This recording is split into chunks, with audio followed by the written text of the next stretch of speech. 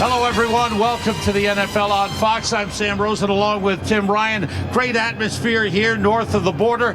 The Chicago Bears come in after their bye week, feeling good about themselves. They're in the thick of the NFC North Division race, and they feel they have to get the ball to their playmakers. Their best playmaker is probably Matt Forte. Well, you're all over it, Sam. There is no doubt they've got to get Matt Forte in the run game cranked up today. When you're struggling at quarterback, and they are with Jay Cutler, when you're struggling in pass protection, and they are up front giving up 31 sacks, you run the ball to take pressure off of those guys. Forte is the best playmaker. Mike Martz has got to commit to at least 30 runs in this football game today. When you look at the Buffalo Bills, I got to tell you, they are still looking for their first win, but you look at them over the last two, they're playing good football, especially on the offensive side of the ball. Two very good receivers in Lee Evans, and Stevie Johnson has just burst onto the scene. And the quarterback, Ryan Fitzpatrick, the guy's very, very smart. He's got a gunslinger's mentality. Last 4 games, 10 touchdowns, only 3 interceptions. He's fun to watch. All right, this should be a fun afternoon here in Toronto. Festivities going on, music playing,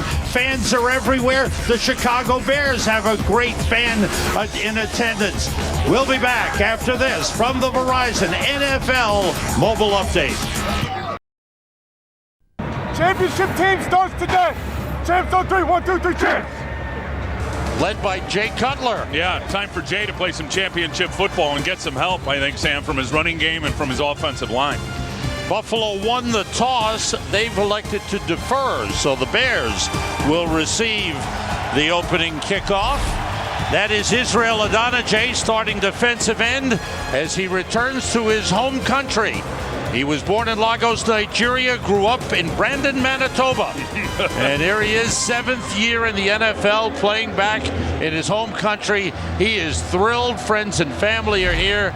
It's great to see him. That smile says it all, doesn't it? Huge day for him. And the guy was a very good college player. We'll get into his story a little bit later on up in Manitoba. But I'll tell you, I think it's more about him just getting opportunity now. He had 2.5 sacks a couple of weeks ago when we were Carolina. He's playing out of his head. He is a starting defensive end, 7 years in the NFL. There's Danielle Manning, an outstanding return man who's back deep. Buffalo Bills, their last 2 games have gone to overtime. They lost both to the Baltimore Ravens and last week to the Kansas City Chiefs. 2 overtime games on the road, and they lost them. And the kickoff from Ryan Lindell. Here's Danielle Manning from the 7. And we're underway in Toronto. Manning looking for an opening. There's none there. He gets shoved out of bounds at about the 22-yard line. Jay Cutler, who has been under siege a good part of the season. First 3 games put up great numbers. Last 3 have not been good. Matt Forte, as we mentioned, key running back. The wide receivers, Johnny Knox with speed. Devin Hester, always a threat to go all the way. The offensive line, Roberto Garza, 10-year vet, is back. He'll be on right guard, which he played last year, and he'll try to help out the rookie Jamarcus Webb, the right tackle. They open with 2 tight ends. Kellen Davis, the second tight end.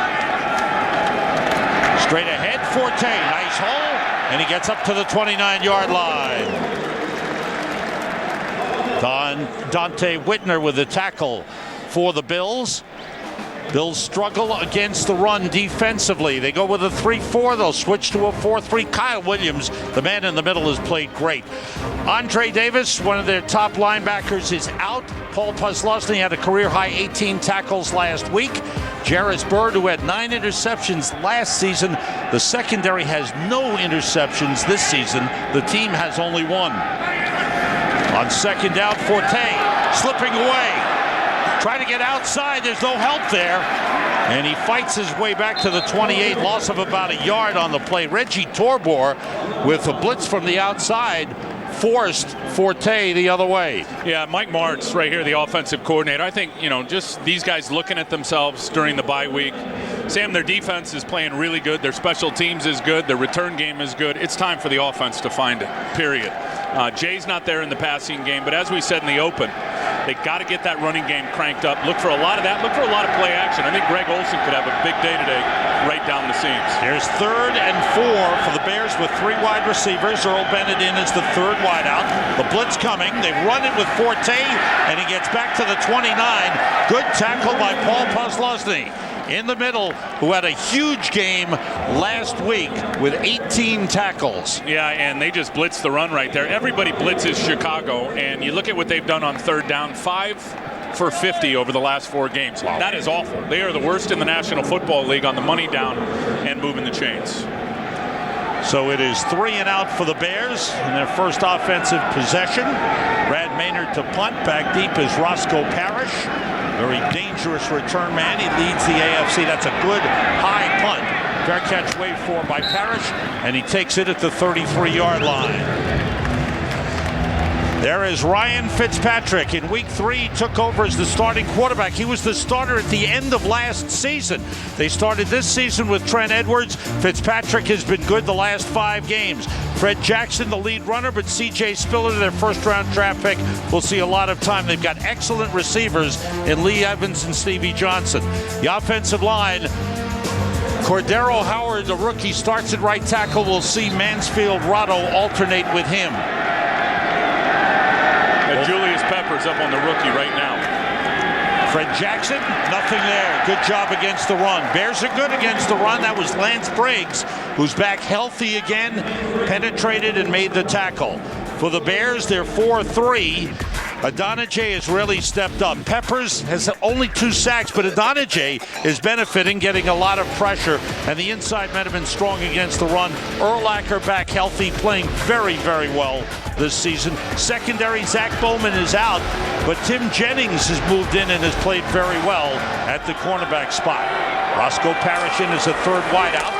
Fred Jackson takes the handoff, and again, no gain. And again, it's Lance Briggs. Julius Peppers was there as well. Yeah, and you said Julius Peppers with only 2 sacks. That doesn't tell the whole story. He has been outstanding against the run. He started over at left end. Right there, he's at right end. Just watch him get up the field there. He's going to get rid of Demetrius Bell. Here comes Lance Briggs scraping over the top. Peppers, you said the 2 sacks. He's been outstanding, Sam, at defending the run and forcing double teams and holds. Henry Melton in at defensive tackle for the Bears, and they have 5 defensive backs in. On 3rd and 12, Fitzpatrick hit as he throws, and there's Peppers. That's not a sack, but it's almost the same effect. Big hit by Julius Peppers on Ryan Fitzpatrick, breaks up the pass play, and it's 3 and out for the Buffalo Bills. He is just a beast. Watch at the bottom of your screen right here. He's on Demetrius Bell, fakes it up inside, comes back inside, outside, comes back inside. That was a little TE game. Tackle goes first, helps clear it out. Peppers comes underneath, Sam, gets a nice hit on Fitzpatrick. Devin Hester, who was a teammate of Roscoe Parrish in Miami, is the other return man. Line drive kick by Brian Moorman. Hester slipped, gets up and takes a hard hit at the 35-yard line. So each team with a chance at the ball. Each team went 3 and out. We're having a good time here in Toronto. Run defense. The Bills' offensive line versus Julius Peppers already having problems with that, as we've seen. And then the special teams battle and the field position. All the hidden yardage will be a big theme in watching this game and how it turns out. Bears start from the 34. Bills have Arthur Moats, number 52, in at linebacker. Forte on the carry. So they are committing to the run early on. Forte straight ahead gets 2 yards up to the 36. Dante Whitner, the safety, in on the stop. Leotis McKelvin is starting at cornerback for Buffalo today. Terrence McGee practiced this week. He's had a nerve and neck problem, and they decided to keep him out. And there's McKelvin getting the start. Yeah, they're talented on the back end now. Their biggest problems have been defending the run, and you look at least 5 of their games this year, they've given up over 200 yards to rushers on the ground. Bears with 3 wide receivers. The tight end Olsen motions and sets up in the backfield. Blitz coming. Got rid of it to Forte, and he's brought down on an outstanding tackle by Brian Scott. Forte, they love that pass play. If he gets free, it's a big gainer, but that was a great tackle by Brian Scott, the 8th-year veteran out of Penn State. The defensive coordinator this year is George Edwards. Took over from Perry Fewell, who last year was defensive coordinator and then became the interim head coach and left to become the defensive coordinator of the Giants. You talked earlier about 3-4-4-3. I think that's been a big problem for them in terms of muddying the water and guys really trying to identify and know where they're supposed to end up versus the run. On 3rd and 7, 3 wide receivers for the Bears. Everybody out. Cutler throws a low ball and it's incomplete. Try to get it to Devin Hester. He was covered by Reggie Corner, who has the perfect name for a cornerback. Yeah, and Reggie's done a nice job. Watch up here to the top of your screen. Watch Earl Bennett, number 80, out wide. He's just going to sit there. He is going to hold Drayton Florence right there. He's not going anywhere. This is an isolation route. You got Devin Hester right there. Not a real good throw from Jay Cutler. He didn't have his feet set when he released that football. You're right about that. Yeah, his footwork and his timing has been all messed up with the receivers this year, and that's such an integral part of what you do in Mike Martz's passing game. Brad Maynard's second punt. Roscoe Parrish steps up to the 25. Looking for some room. He's brought down by Patrick Manley, the long snapper. First man down, good tackle. We are in Toronto, one of the great cities of North America, enjoying NFL football. The sure sign of a good time. Here we go. One of the reasons the Bears are 4-3 and in the hunt in the NFC North is their defense has been excellent. You see the different categories: points allowed, third down conversions against, takeaways, play fake by Fitzpatrick, rolling and throwing, and the ball is caught but out of bounds. Donald Jones, rather, the catch made by Stevie Johnson, but out of bounds. Let's check out what's happening Tampa Bay and Atlanta. Here's Kurt Menefee. For first place in the NFC South, Sam. Michael Turner, opening drive by Atlanta, takes it 2 yards for the score. Falcons, 7 minutes, 13 plays, and a touchdown. And they lead at 7-0.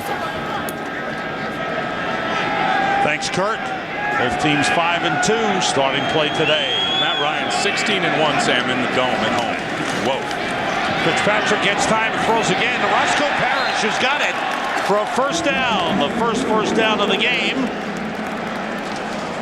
Well, and the Bears love to run the cover too, but they catch him here in man coverage. Roscoe Parrish in man coverage. Quick as a hiccup. You see DJ Moore trying to cover him here. He's just going to stick his left foot in the ground, run an out route. The ball's delivered on time. Very good throw from Ryan Fitzpatrick. Last 3 games, the 3 top receivers, Lee Evans, Stevie Johnson, and Roscoe Parrish, have all been good.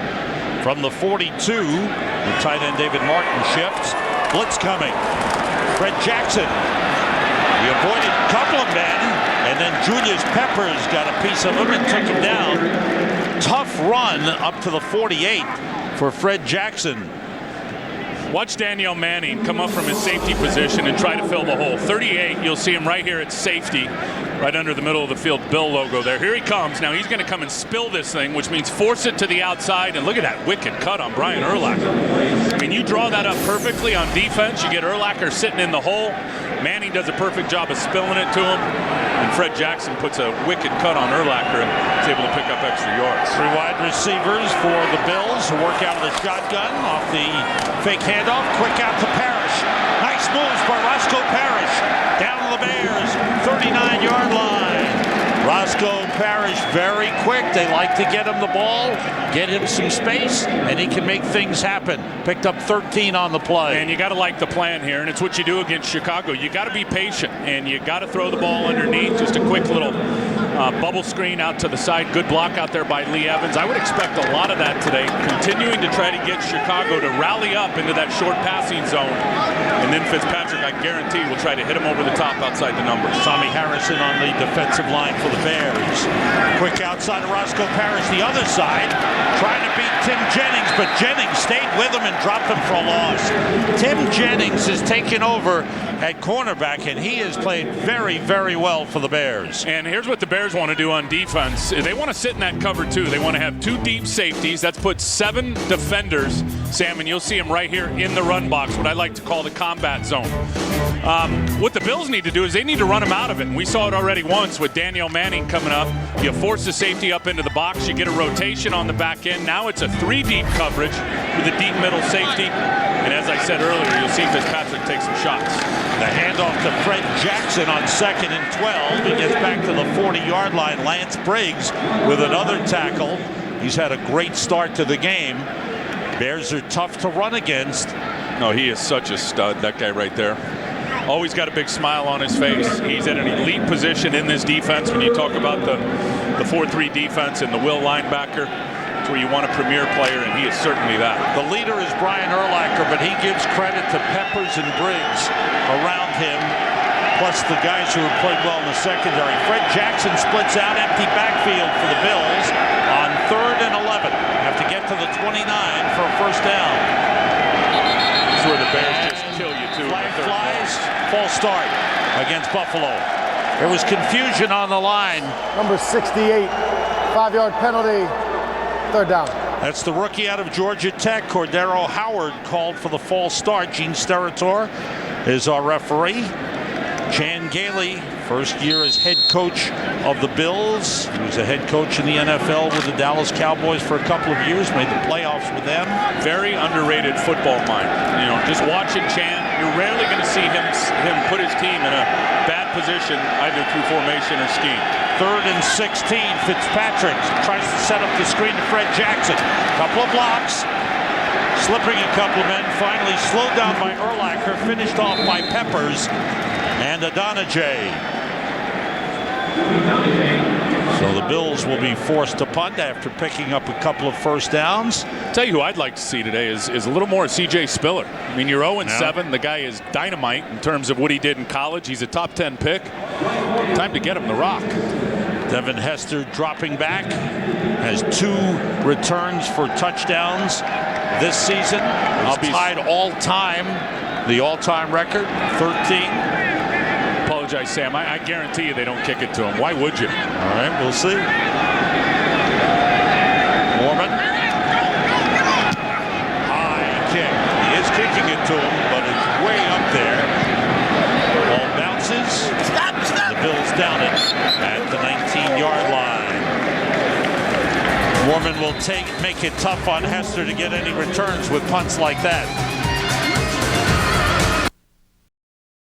Halloween isn't over until the Simpsons say it is with the all-new Treehouse of Horror, and the Bloodsuckers are hungry for Homer. The episode you've been waiting for is finally here. The all-new Simpsons Treehouse of Horror starts at 8, 7 Central tonight on Fox. 3rd possession for the Bears. They start from the 19. 3 tight ends in there, including Matamaliuna. This is Chester Taylor with his first appearance. Picks up a yard as he follows Greg Olsen around the right side. That is Sean Merriman. Lights out, baby. With the Bills, number 32 in the league. They had the first claim. He was on waivers. They claimed him. He has come to Buffalo, said he wants to do well here and finish the season strong. Not in great shape, not ready to play yet, but they hope to have him back fairly soon and in the lineup. And he will add something to the 4 wide receivers for the Bears. Look at all this empty backfield. Shifting and motioning to confuse the Buffalo Bills on defense. Everybody out. They chase Cutler. He runs for it. Good run by Cutler. Steps out of bounds at the 32-yard line. First down of the game for the Bears. Chris Kelsey and Kyle Williams chased him. Yeah, good rush by Kyle Williams. You see him on the left guard there, number 95. He'll be rushing on Chris Williams, going to get right by him.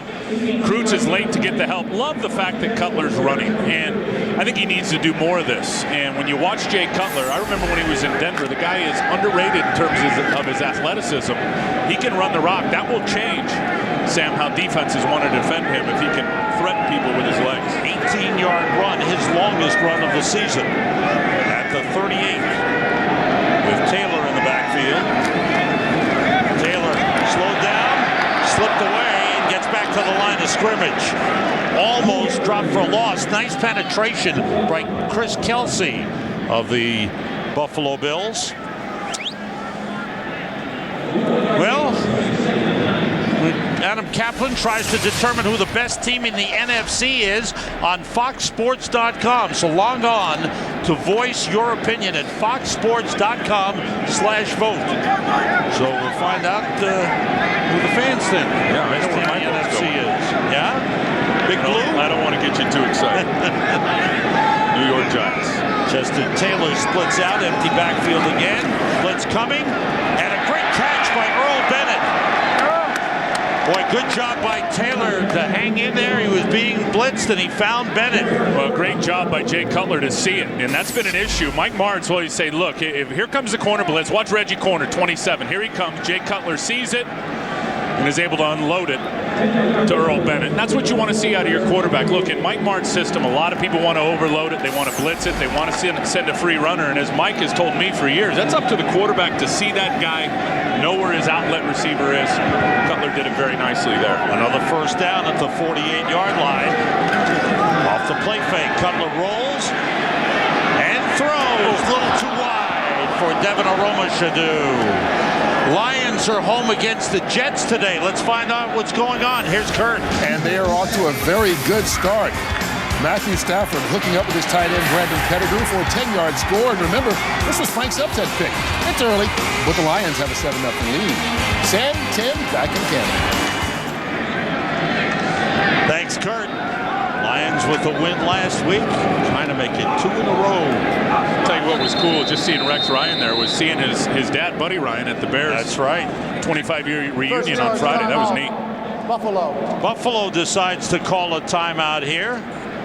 Bears with the ball on their own 48-yard line. Jay Cutler hitting that last pass. Buffalo Bills, 91 years young and still going strong, has owned the team longer than anybody else in the NFL, longer than George Halas, longer than the Rooneys. Cutler on 2nd and 10, spinning, screen pass to Forte, trying to get outside. He gets a few yards into Bills territory, out of bounds, chased by Reggie Torbor. He got down to the 45-yard line, picked up 6 on the play. You mentioned Ralph Wilson, the owner in the Pro Football Hall of Fame. It was great to see him go in. He's been such a good owner for so long in the National Football League. You talked about that. And I got to tell you, this regionalization project up here in the Toronto area has been good for them. The 5-year deal, and people here in Toronto just buzzing around talking to people. They love their football up here. So good stuff. Good idea there from Ralph and the Bills. 3rd year of a 5-year deal, 5 regular season games, 3 preseason games. Rasheed Davis in motion. He's the 3rd wide receiver for the Bears. On 3rd down, Cutler trying to find a man. He does. He finds Johnny Knox. A first down the sideline. He stepped out of bounds at the 21-yard line. So the Bears finally convert a 3rd down. Well, they got protection because everybody blitzes Jay Cutler. They are the most blitz offense in pro football. They're going to send 6 guys here, the Buffalo Bills. George Edwards says, I'm dialing up the pressure. I'm going to try to blow the confidence of Jay Cutler, and he just nonchalantly is able to buy a little time with his footwork. Good blocking up front, delivers a strike. The speedy Johnny Knox picks up 24 yards. He's had 9 receptions of 20 or more yards this season. Chester Taylor in the backfield, Manamaliuna to the right side, and around to Hester. Looking for some room, couple of moves, tripped up. Good tackle by the cornerback Drayton Florence. If Hester gets outside, that would have been big trouble for the Bills. That's an outstanding tackle by Drayton Florence, who's, I mean, you watch him in the open field, and basically when Hester gets that reverse Sam and he's in space, he becomes what he's really, really good at, which is a legendary punt returner. Anytime you can tackle him in open space by yourself, you've done something good. A loss of a yard at 2nd and 11. 3 wide receivers in. Earl Bennett, the 3rd wide out. Olsen, the tight end, motions. Toss to Taylor. Makes the turn. Got a block up front from Omiel. The tackle, and gets down inside the 20 to the 18-yard line. Pick up a 4 on the play. Reggie Torbor with the tackle as the final seconds tick off in the 1st quarter. Watch number 80, Earl Bennett here. He gets a nice little crack block. Smart not to clip Jarris Bird right there. Gives the edge to Chester Taylor, who's able to pick up about 3 or 4 yards. Fast-moving 1st quarter. Bears getting some offense rolling on a drive that they've moved down inside the 20. End of the 1st quarter in Toronto, Canada. The Bears and the Bills, no score. Sam Rosen, Tim Ryan with you. Bears with a 3rd and 7 10th play of this drive. This is only the 6th 10-play drive of the season for the Bears. Everyone splits out, including Chester Taylor, the running back. They throw a flag, false start against the Bears. False start. Offense, number 68. 5-yard penalty. 3rd down. That's the left tackle, Franco Miel.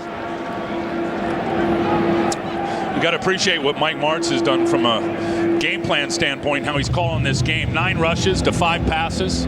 Everybody talks about Mike and the legendary greatest show on turf and all those deep end cuts and all those deep routes. I like what he's done today, running the football and going with the medium range passing game. Have to get to the 11-yard line for a first down. 6 defensive backs in for the Bills. Earl Bennett motions. Blitz coming. Cutler in trouble, dumps it off to Chester Taylor. He was hit hard by Arthur Moats. Moats' helmet came flying off, but a good play to stop the Bears at the 23-yard line. And there they dial up the pressure again. Boy, what a play by Moats. Dante Whitner comes in and lays a shot down. Arthur Moats right there, who had a bunch of sacks at James Madison. 29.5 sacks. He comes in here and has developed a nice little role for himself, Sam, as a pass rusher to the open side. That was smart in terms of getting there and then peeling off and going and getting a hit. Now, unfortunately for the Bills, there was a flag thrown in the defensive backfield. A call for holding gives the Bears a first down. And you can see how upset Chan Gailey was for Lovie Smith and the Bears. That's good news as they have a first down at the 18-yard line. And the drive continues. Chester Taylor is ridden down by Paul Posluszny, a gain of about a yard on the play. Sam, here's the hold on the play before. Watch Johnny Knox on the slot. You got Reggie Corner on him and then gets the hands to the face and then grabs them. And yeah, that's all pretty obvious for the side judge to see. Devin Hester comes out, replaced by Devin Aromashadu for the Bears. How about a long drive here for the Bears? They've only had 5 this year coming into the game, Sam, that were over 10 plays. This one's got to be, what, 13 or 14? This is 11, officially the 11th play. Cutler swings it out. Nice play by Taylor, gets inside the 5 and down to the 4-yard line.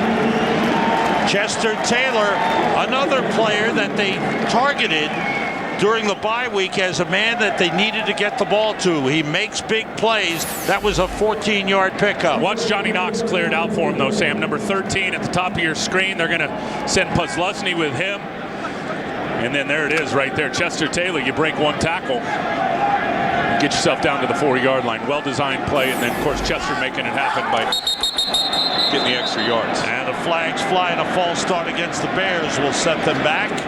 It was a 1st and goal at the 4, but this will set them back. False start. Offense, number 82. 5-yard penalty. First down. That's on the tight end, Greg Olson. So it'll be 1st and goal at the 9. So the Bears have been patient with their play calling and their play selection. And I think you need to. You got to get your quarterback some confidence, period. And Jay Cutler is, go back to his times in Denver. And I remember when he came here a couple of years ago, I thought it was the best offseason acquisition by Jerry Angelo in all of pro football. There's just been issues, obviously. Cutler steps back, wants a timeout here to talk things over. It's a 1st and goal for the Bears at the 9-yard line with no score.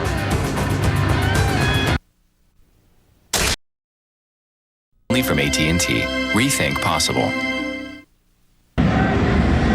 Bills defense has been burned for 5 games in a row till last week when they gave up only 13 points. The heart of the defense right now is that man, Kyle Williams, the nose guard. Yeah, there's no question. He was a second-day pick out of LSU. Remember, they brought John McCargo in the first round. He's inactive today, and Kyle Williams has never looked back. He's been terrific. 3 tight ends in. Off the play fake. Cutler with time, looking. Nobody open. Now he throws and just missed. Connecting. Posluszny was covering. He tried to hit Greg Olson at the side of the end zone. Olson's almost been a forgotten man the last 3 games. Yeah, 3 catches in 3 games.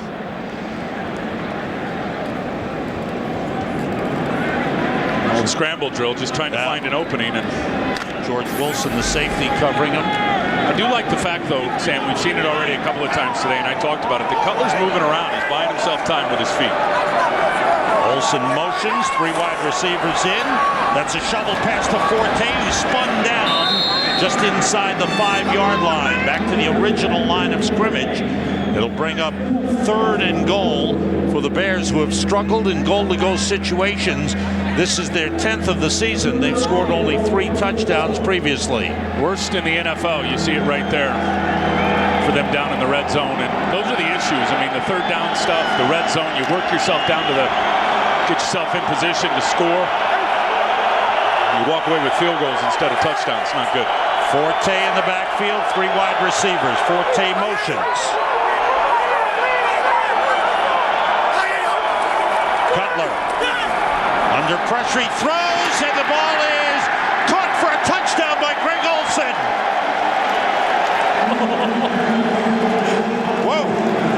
He got it into just a little bit of space, and what a job by Olsen to hold on. Well, what a job by Olsen to hold on, because Earl Bennett looked like he wanted some of that football too. You're going to see Olsen there, 82, end man on the line of scrimmage at tight end. Watch he and Earl Bennett. They're both going to go together, crossing routes. They're both together. Earl thought it was to him. The ball's clearly higher to Greg Olsen, and he comes down with it. And the tight end, and you said it, I mean, 3 catches in the last 3 games coming into today. He could have a big one here against this Bills defense. So the Bears, with an 81-yard drive, 14 plays, their longest of the season, and it finishes with a touchdown pass to Olsen. Drive of 10 plays or more. That was a 14-play drive, 6 runs, 8 passes, and they passed to Olsen for the touchdown. Olsen's first touchdown since week 3. That kickoff by Robbie Gould goes out of bounds, and the Bills will get the ball at the 40-yard line. I know you want to keep it away from C.J. Spiller. That's not the way to do it. And Robbie Free Gould kick knows out it. of bounds, kicking team. The ball will be placed on the 40-yard line. First down, Buffalo, timeout. So the Bears score. Now the Bills get good field position.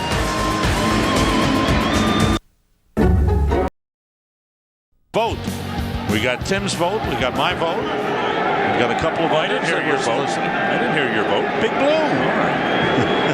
From the 40, the Bills, 3 wide receivers. C.J. Spiller, a running back. Flag on the play. Fitzpatrick got rid of it to Spiller. Down the sideline with speed, and he's out of bounds. But that is coming back for a holding call on the Bills. Yeah, and it's going to be on Jeff Hangartner, the center. Suindup gets the hold on Matt Toina. Offense, number 63, 10-yard penalty.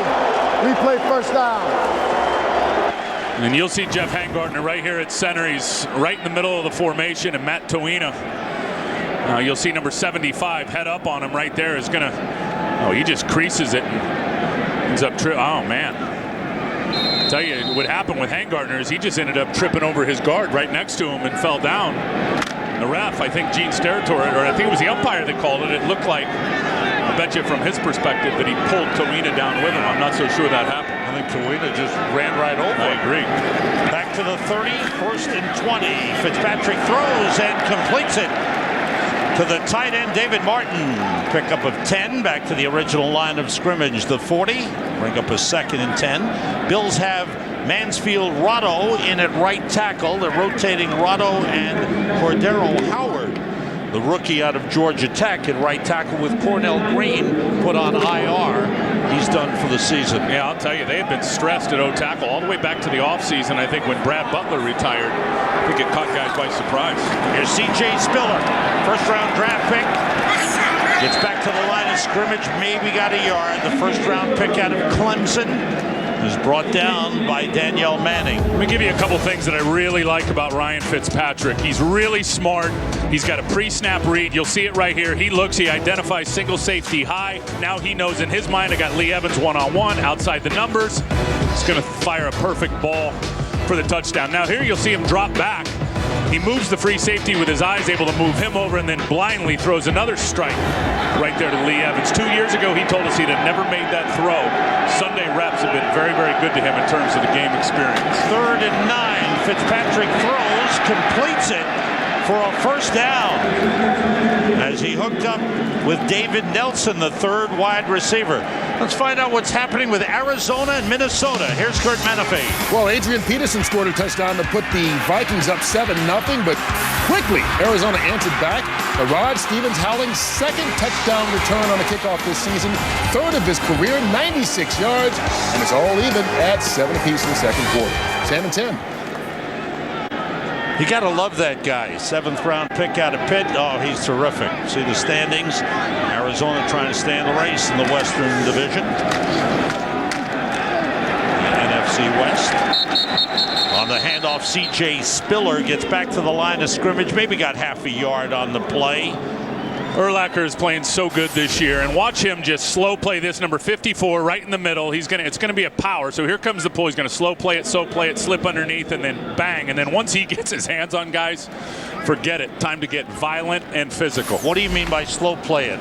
Well, he didn't run over the top. You'll see a lot of middle linebackers, especially the young ones. They're so fast to get over the top because they don't want the thing to get outside. He trusted his teammates, slow played it, knowing they'd do their job, and it would eventually, Sam, cut back to him. Here's 2nd and 9. Fitzpatrick gets time and throws. Great catch. Down to the 34-yard line. Great grab by the veteran Lee Evans. He reached back. A pickup of 14 on the play. You mentioned how smart Fitzpatrick is. Where did he go to school? Yeah, he went to Harvard. He was the top 1% of his high school class. This is the dig route. Watch Lee Evans right here. He's going to put it right inside. He threw this route. That being Ryan Fitzpatrick, countless times when he played for Mike Barnes with the St. Louis Rams. He started his career with St. Louis, a couple of years there, went to Cincinnati for 2 years, now his 2nd year in Buffalo. Spiller is stopped. Oh, great penetration by the man, Julius Peppers. And I think we were talking to Brian Urlacher, who said, talk about Peppers and the way he's playing. He hasn't been getting the sacks. He says, what goes unnoticed, the way he plays the run so well. Yeah, watch him stunt here. He's going to crease the inside gap, the B gap. And David Martin has no chance. Ended up being the C gap because the tackle blocked down. They expected David Martin, the tight end, to try to get a body on Julius Peppers and wash him down the line of scrimmage. There's not a tight end in the league, Sam, that could achieve that on Peppers. Loss of 4 on the play, 2nd and 14. Fitzpatrick gets time, nobody open. Buying some time and throws it away. Got it back to the line of scrimmage. There was somebody in the area, C.J. Spiller, so there's no intentional grounding on the play. Bears had that covered well downfield. They really did have it covered well. You'll see here Charles Tillman on Stevie Johnson. Going to get right in his hip pocket. There was nowhere for Fitzpatrick to go. Here's the other side. Lee Evans on Tim Jennings, forcing him on the outside release. Fitzpatrick is smart now. He's not going to put it up. He bought as much time as he could, and then he just threw it right into the turf. Freddie Jackson is in at running back. McIntyre the fullback. Bears have Henry Melton and Tommy Harris at the defensive tackles. 3rd and 14. Under pressure. Long throw with Lee Evans racing downfield, but it's overthrown. And it's 4th down for the Bills.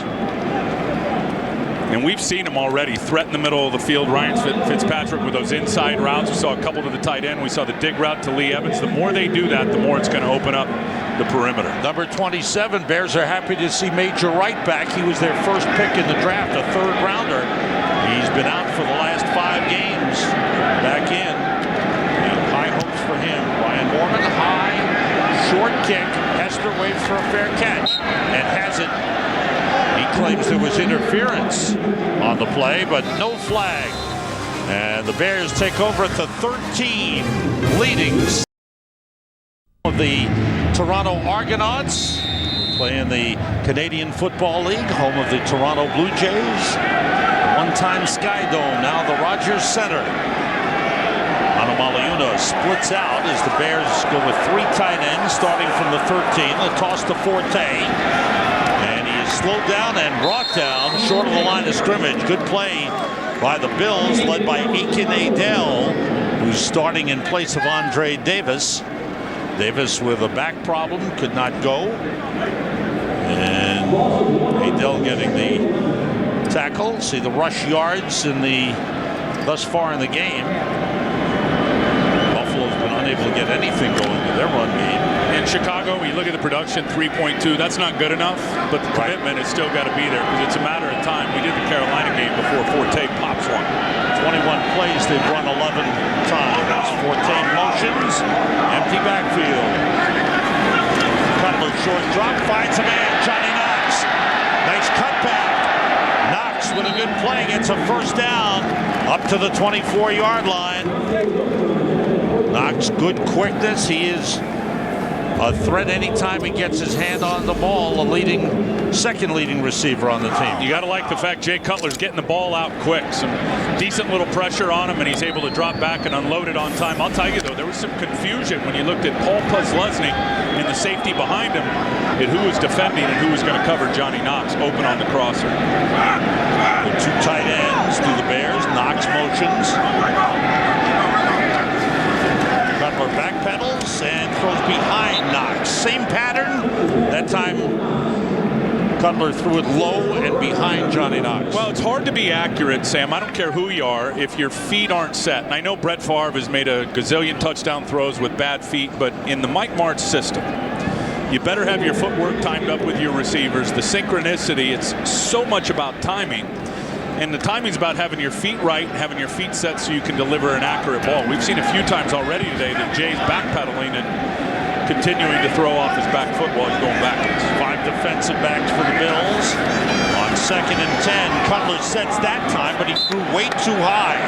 That time he set himself, but to throw way up in the air and overthrew Johnny Knox. And his interceptions, and obviously an issue against the Redskins, but here you'll see one. There's a perfect example of the footwork. He's throwing late, no zip on the football. Here's another one where the corner jumps the route. Jay Cutler's got his eyes right on it, and he goes ahead and throws it anyway. That was a big one. And then here you look down the sideline. Johnny Knox is really never open. Look at that deep cushion from D'Angelo Hall. Epic day for D'Angelo Hall in that one with 4 interceptions on Jay Cutler. But those are the details that you have to get right, in particular in terms of the footwork when you're throwing the ball from Mike Martz. On 3rd and 10, deep drop by Cutler. Steps up, out of trouble. Finds a man, it's Earl Bennett. First down Bears. Bennett stayed on his feet and fights his way up to midfield. Good effort by Earl Bennett. And a good job by Cutler to get away from the rush and get some time to make that throw. 26-yard play. And here's what you love about Jay Cutler, the skill sets. Look at all the time he's got to throw the ball. Look at the sack clock right there. He's going to move to the right. He's going to buy some time again with his feet. And then there's that outstanding arm strength. Almost 5 seconds to throw the rock right there, Sam. But you look at him back across the field with outstanding velocity. That's what you love about Cutler, those skill sets. Up to midfield for the first down. Cutler 9 for 14, 103 yards and 1 touchdown. Off the play fake, deep drop. Cutler rolling and throwing for Johnny Knox. He's got it inside the 40, out of bounds at the 38-yard line. Covered by Leonis McKelvin. Well-thrown pass, and Knox is having a good day. That's a 12-yard gain. And he is seeing it. Watch the blitz come right here. Reggie Torbor delayed blitz. Cutler picks it up. Jay's going to bounce outside, break, contain. And then again, we've seen him a few times today on the run, shooting the ball in there perfect. Good start to the game for Jay Cutler, who said he just laid low during the bye week, stayed home, looked at some of the things and said, you know what, there are times when we're a really good offensive team, but we make a lot of mistakes. We've got to clean them up.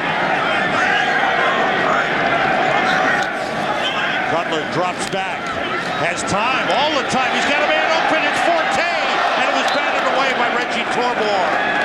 Forte had a couple of steps on Torbor, but he had to wait for the ball, and Torbor got back and knocked it away. And did you see Jay Cutler's face right there? He knew he had him. Forte on Torbor, an absolute mismatch, man coverage. Here's Forte.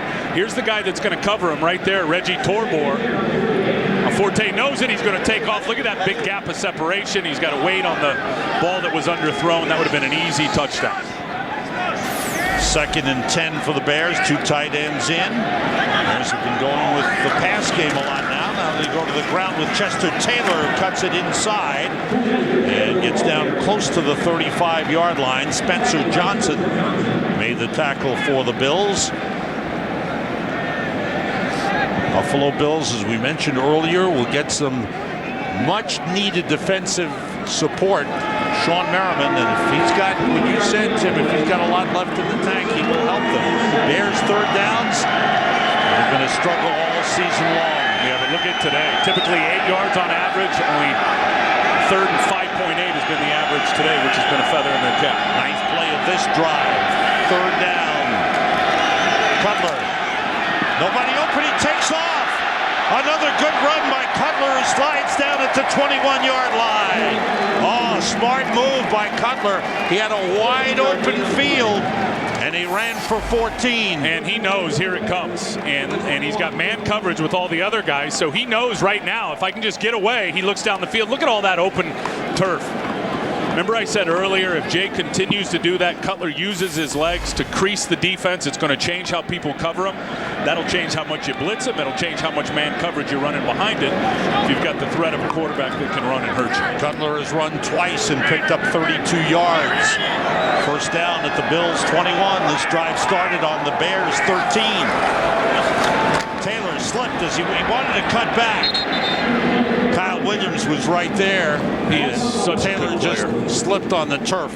He is such a good player. He's 6'1", he's about 310 pounds. Watch him here and watch his quickness as he flies inside and just splits that gap. That's what you want out of a defensive tackle, especially on all the zone combination blocks. They try to get two on him and end up getting to the second level, the offensive lineman. If you can stay in between them and bust that gap and then get penetration on top of it, you've done your job.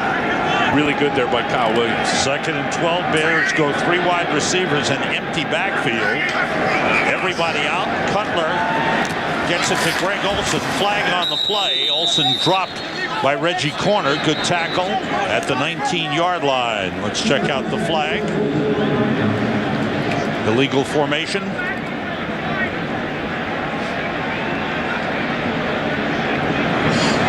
Maybe 2 men in motion. Let's see. Gene Steratore. Illegal shift, offense. 5-yard penalty, replay, second down. Time for an update with the Patriots and the Browns. Here's Kurt. Cleveland had a 10-0 lead, but the rookies helping out Tom Brady. Rob Gronkowski, the rookie, deflects that one into the hands of Aaron Hernandez. Touchdown, Patriots. It's now a 10-7 ball game. Back to the Rogers Center and Sam and Ted. Thanks, Kurt. What was Logan Mankins just doing to his guy? Wow. Oh, man. Second and 17 for the Bears. Cutler sends everybody out. Gets good protection. Finds Earl Bennett. Bennett inside the 15. Shoved out of bounds by Jarvis Bird. And again, good job up front by the offensive line protecting Jay Cutler. 14-yard pickup. 2-minute warning. We'll be right back. Today's game on Fox is sponsored. Jay Cutler, he is seeing it. His eyes are wide open today. He's seeing the blitz, and he's finding his hot receiver. There's two. Here's the third one right here. Reggie Torborg comes. All right, nice little easy pickings right over the top. Jay Cutler has found his game today, and his confidence, you can feel it rising here by every throw. He's getting good blocking up front. The offensive line is protecting him well, and he's moving around well. Good point. Here's 3rd and 3 for the Bears. And a flag flies. Let's see what the call is here. A little discussion. A false start against the Bears. False start. Offense, number 63. 5-yard penalty, third down. Frustration on the face of Lovie Smith. Roberto Garza just back. He had arthroscopic knee surgery. Played the first 5 games at left guard. Last season he was at right guard. They decided to keep Chris Williams at the left guard position and move Roberto Garza in at right guard to help Jamarcus Webb, the rookie right tackle. And that's his position. Right guard is where he's played most of his career. He will be a big asset being back out there for Jamarcus Webb. 3rd and 8. And again they stop the play. Another false start against the Bears. They're hurting themselves here.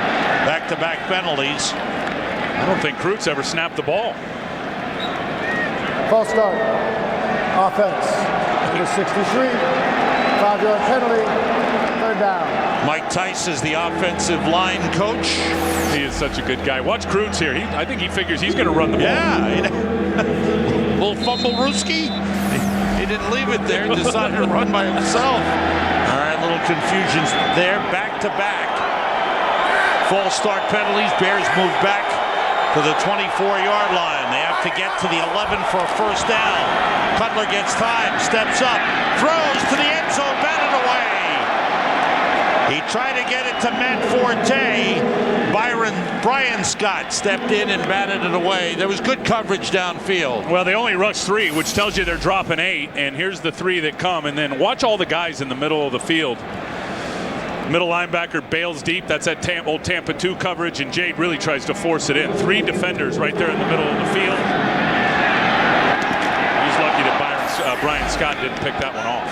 Robbie Gould, who is 12 for 14 this season, will try from 42 yards. The holder, Brad Maynard, the long snap for Patrick Manley, and it's wide right. Oh, that's got to frustrate Robbie Gould. Only his 3rd miss of the season. This was a 42-yarder. It stayed out to the right.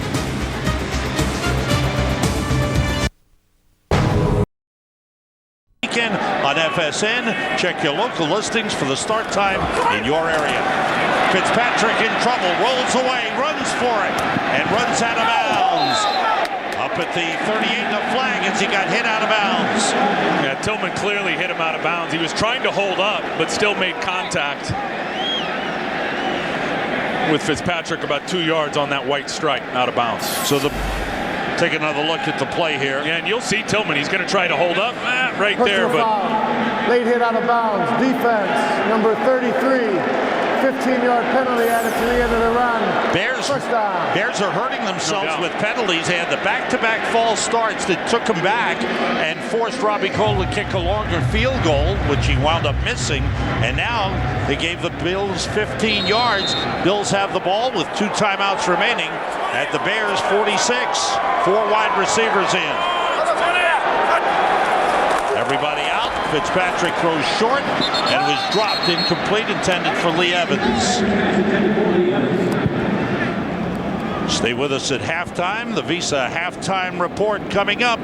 Kurt, Terry, Howie, Michael, and Jimmy in the studio. We'll check out the Minnesota Vikings situation, and they'll also update the AFC East race. Stay tuned for the Visa halftime report. 2nd and 10 for the Bills. They go with 4 wide receivers. Roscoe Parrish and David Nelson are in, with Lee Evans and Stevie Johnson. Blitz coming. Fitzpatrick hit, but he got rid of it. Incomplete. Great coverage by Charles Tillman on Lee Evans. Fitzpatrick was hit as he threw. Ooh. He sure was. Watch Chris Harris come flying up. You got both backers. Here's Chris Harris there, 46. Comes in and perfect hit on the quarterback. Urlacher gets his hand almost up and knocks that thing down. But terrific accuracy by Ryan Fitzpatrick with a safety. Chris Harris right in his grill. Fred Jackson in the backfield for the Bills with 4 wideouts on 3rd and 10. And the throw is outside of Stevie Johnson. He's surrounded, fights his way inside the 40, and a timeout call. The ball down at the 39-yard line. And he loves Ryan Fitzpatrick throwing the ball outside the numbers out to the perimeter. And you look right there, he's 31 throws down the middle of the field, 79 to the left, 76 to the right. And he said that's where he feels most comfortable, drilling that ball outside the numbers to his wideouts. Ryan Fitzpatrick was the starting quarterback at the end of last season. Coming into training camp, the starting job was given to Trent Edwards. 2 games into the season, Edwards is released. Fitzpatrick takes over. He's thrown 12 touchdown passes, 5 interceptions. In the long term, is he the long-term quarterback? Probably not. But right now, he's given them stability. I don't know why not, to be honest with you. Okay. I think he's playing good. I mean, you look at the first couple of games of the season, they were throwing the ball for 89 yards a game. Since that guy's been in there, they are much more dynamic offensively. I like him, Sam. I think you can build around it. They're going for it on 4th and 2. Have to get to the 36. Everybody out. Fitzpatrick throws, and it's caught for first down by David Nelson. Nice. Down at the 28-yard line, the rookie out of Florida, David Nelson, who has stepped up. 10-yard pickup. What a great throw. Hurry up offense. Fitzpatrick swings it out. Low throw to Fred Jackson. Made a good grab. He's brought down by Lance Briggs. Down to the 21-yard line. Clock running. Bills have one time, make that 2 timeouts remaining. I'll tell you what, this is where the Bears have thrived too. A two-minute defense. Ryan Fitzpatrick's picking at him right now.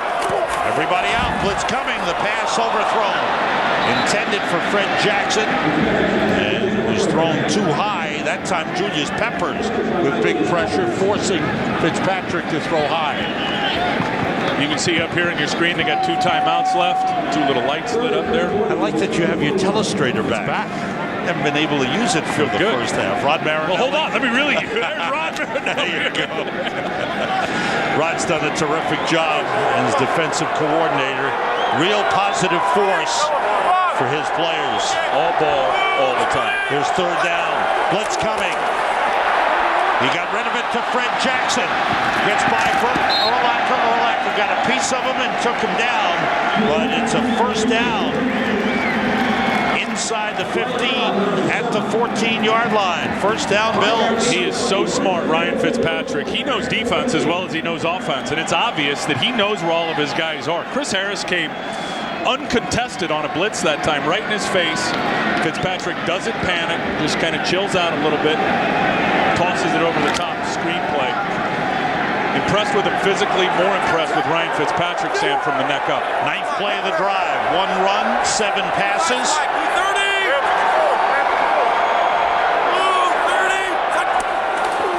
Fitzpatrick under pressure, throws, batted away, almost intercepted by Tim Jennings.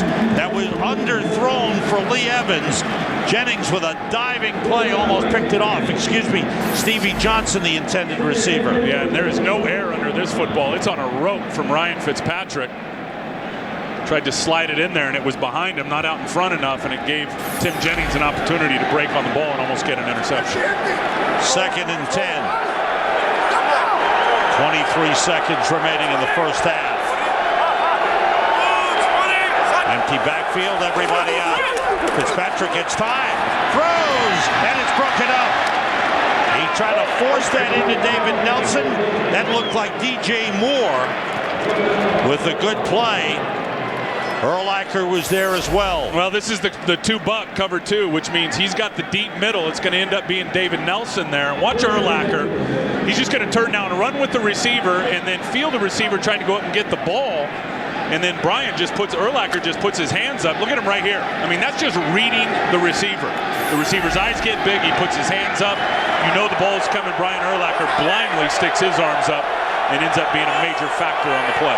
3rd and 10 with 4 wide receivers. Fitzpatrick throws for Roscoe Parrish. Touchdown!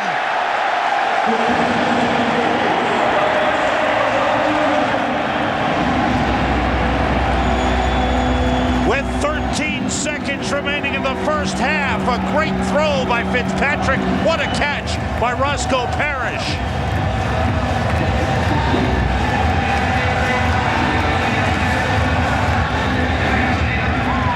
He will slide it in there, won't he? That ball I can't tell you how good that ball location was with all the defenders around Roscoe Parrish. Going back to last season, Ryan Fitzpatrick has now thrown a touchdown pass in 9 consecutive games. The game is tied with 13 seconds remaining in the half. He's big friends with Devin Hester. This is a showdown between them. And watch this throw with all the white jerseys around. There's 1 in front of it. There's 2 behind it. There's another one in front of the defender. And as soon as in front of the receiver, as soon as Roscoe Parrish turned his head, the ball was there. That ball was out long before Roscoe Parrish even turned his head to locate the football. And a great job by Parrish. The knee didn't go down as he fell into the end zone when Jennings grabbed on. See that little turf burn there from Drayton Florence? Held his elbow up right there. That won't feel good in the shower after the game. 2nd receiving touchdown of the season for Roscoe Parrish. 13th touchdown pass thrown by Ryan Fitzpatrick. Only Drew Brees in the since week 3. Only Drew Brees has thrown more touchdown passes than Ryan Fitzpatrick. I'm telling you, it's not a mirage. The guy's a very good player.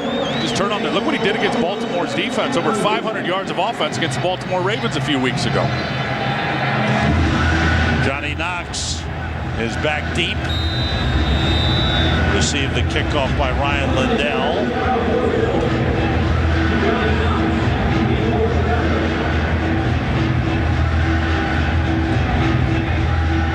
Lindell puts it on the ground.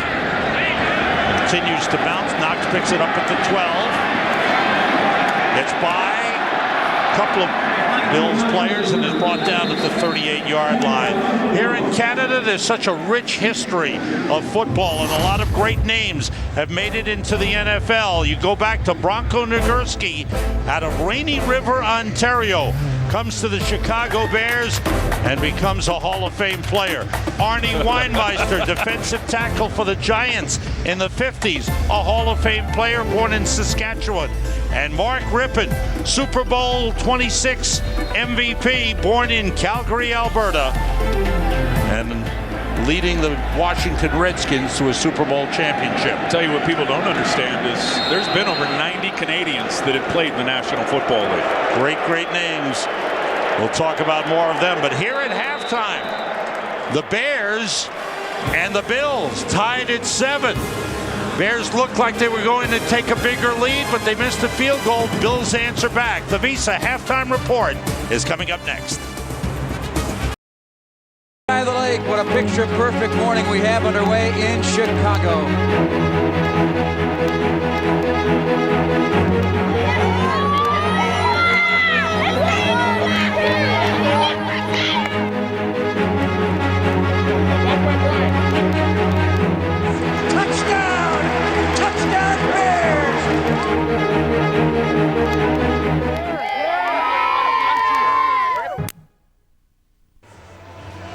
We are back at Rogers Centre in downtown Toronto, Ontario, Canada.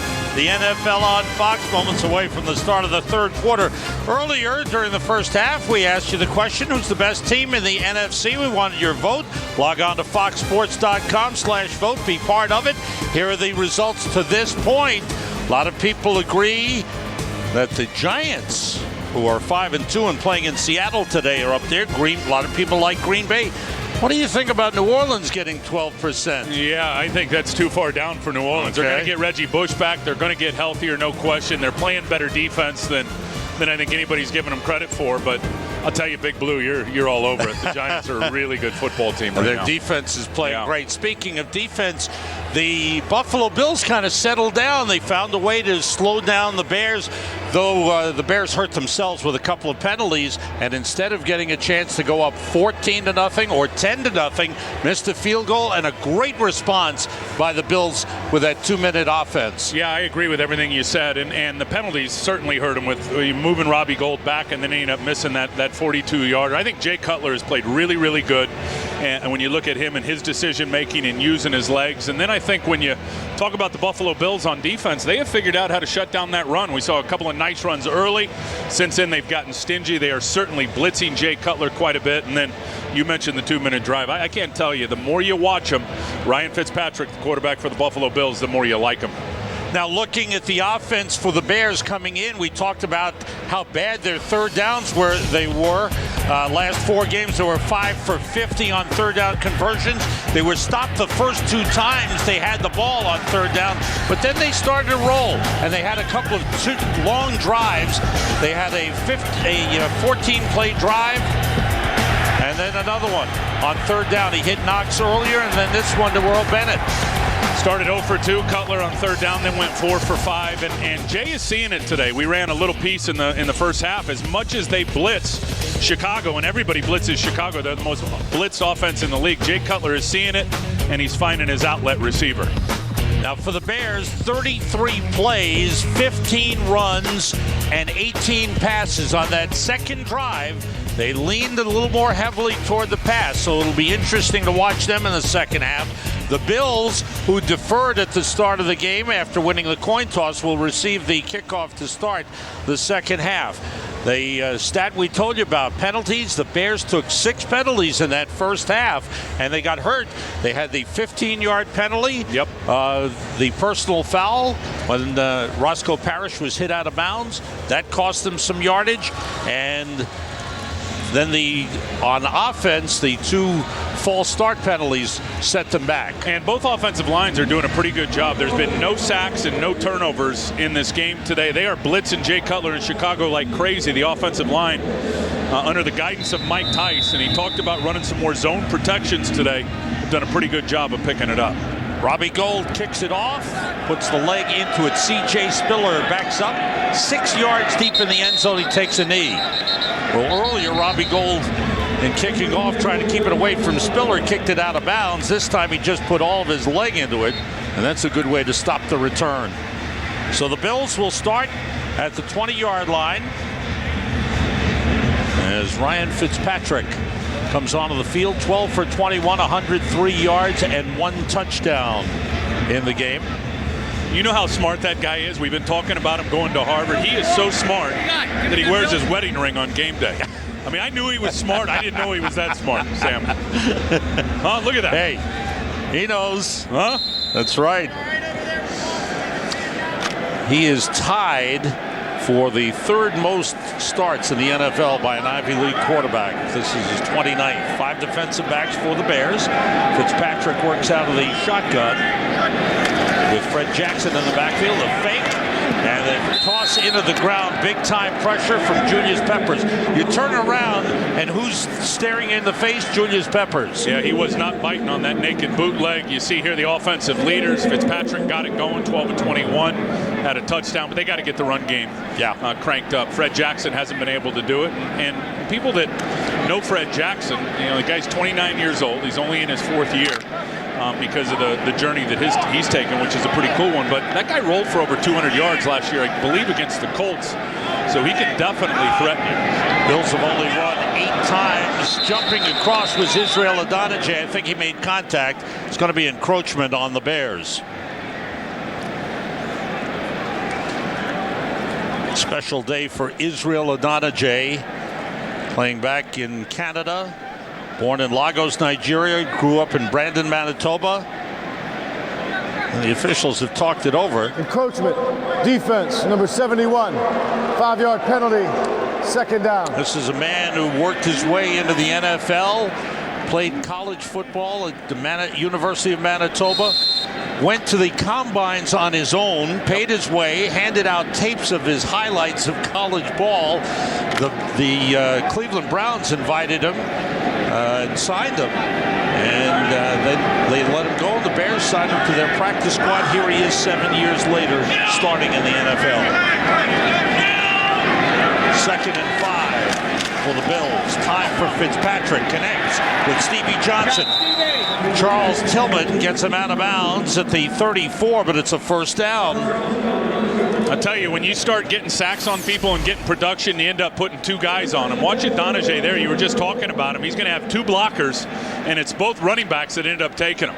See, Corey McIntyre's got him to the inside. Fred Jackson's got him to the outside. That guy coming into his 7th year had only 8 sacks in his career. Coming into this year, he's got 4.5 this year. Roscoe Parrish in as a 3rd wide receiver for the Bills. Their 9th run of the game is Fred Jackson.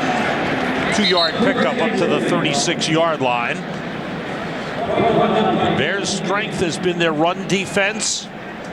Overall, defense has been good. Yeah, watch this. Daniel Manning, 38. He is going to buzz up into the box and right where they're running the football. That's all by design. And that's getting your 8th defender up in the box to have an extra guy for the runner. And that's how you draw it up. You rotate, you buzz up in the box. You're hoping a cutback comes your way. That was perfect. Jackson splits out as the Bills go empty backfield. David Martin is the tight end and 3 wide receivers. Fitzpatrick with time. Outside of Steve Johnson, hit immediately by Danielle Manning at the 38-yard line. Bring up a 3rd and 6 for the Bills. Tommy Harris comes into the game at defensive tackle. Thus far, Brian Urlacher and Lance Briggs leading the way. as far as leading tacklers for the Bears. And Henry Melton is in. Good pass rusher inside and outside. He lines up inside here for the Bears. Blitz coming. It's picked up. Fitzpatrick throws and connects with Stevie Johnson. First down, Bills at the Bears' 49-yard line. Talk about hanging in there by Ryan Fitzpatrick. Yeah, DJ Moore comes from here. Then Urlacher's going to come secondary on the blitz. And watch number 14, the quarterback Fitzpatrick, just hang in there. First guy picked up, second guy unblocked. Urlacher, Bell gets a piece of him and throwing it right off of his back foot. Spins it right out there to Stevie Johnson, who is underrated. And Sammy having a nice year. He is a receiver nobody knows anything about. He's got 5 touchdowns in 5 consecutive games. Barry Turner in at defensive end for the Bears, number 96. On first down, Fred Jackson takes the handoff. Fitzpatrick was downfield looking to block. Jackson was brought down at the 45. He picked up 4 on the play. Ryan Fitzpatrick, no fear in this guy. Well, he's the lead blocker on the cutback play. Not only does he hand it off, now he's going to get out there and I think if you have a beard like that, you can do about anything you want, Sam. Watch him here as he hands it off. Now he's going to lead block. Get up in there. Oh, well, he didn't hit anybody. Wow. He looked good doing it. He sure did. Parrish back in as the third wide receiver for the Bills, who are moving the ball well. Fred Jackson on the play fake. Fitzpatrick's got it, connects with Parrish. And he is right at the first down marker. It's going to be spotted a little short, and it'll bring up a third and less than a yard for the Bills. Boy, he is quick. Roscoe Parrish, he just runs that little pivot route, sticks it inside. And think about down at the U, the Miami Hurricanes, when Roscoe Parrish and Devin Hester were there together. A couple of years, yeah. Whoa. Quite a dynamic duo. They are still good friends to this day. 2 tight ends in for the Bills. Jonathan Stupar, number 88, is in. Here's third and less than a yard. Jackson, there's nothing there. The Bears stopped him. And the ball came loose. The Bears think they have it. Let's see. Oh, that ball's out. Waiting for the official sign as they unpile. The Bears have it. First turnover of the game. Look at the great get-off there by Tommy Harris, pushing everybody back. This is forced and recovered fumble number 9, excuse me, on the season for Chicago.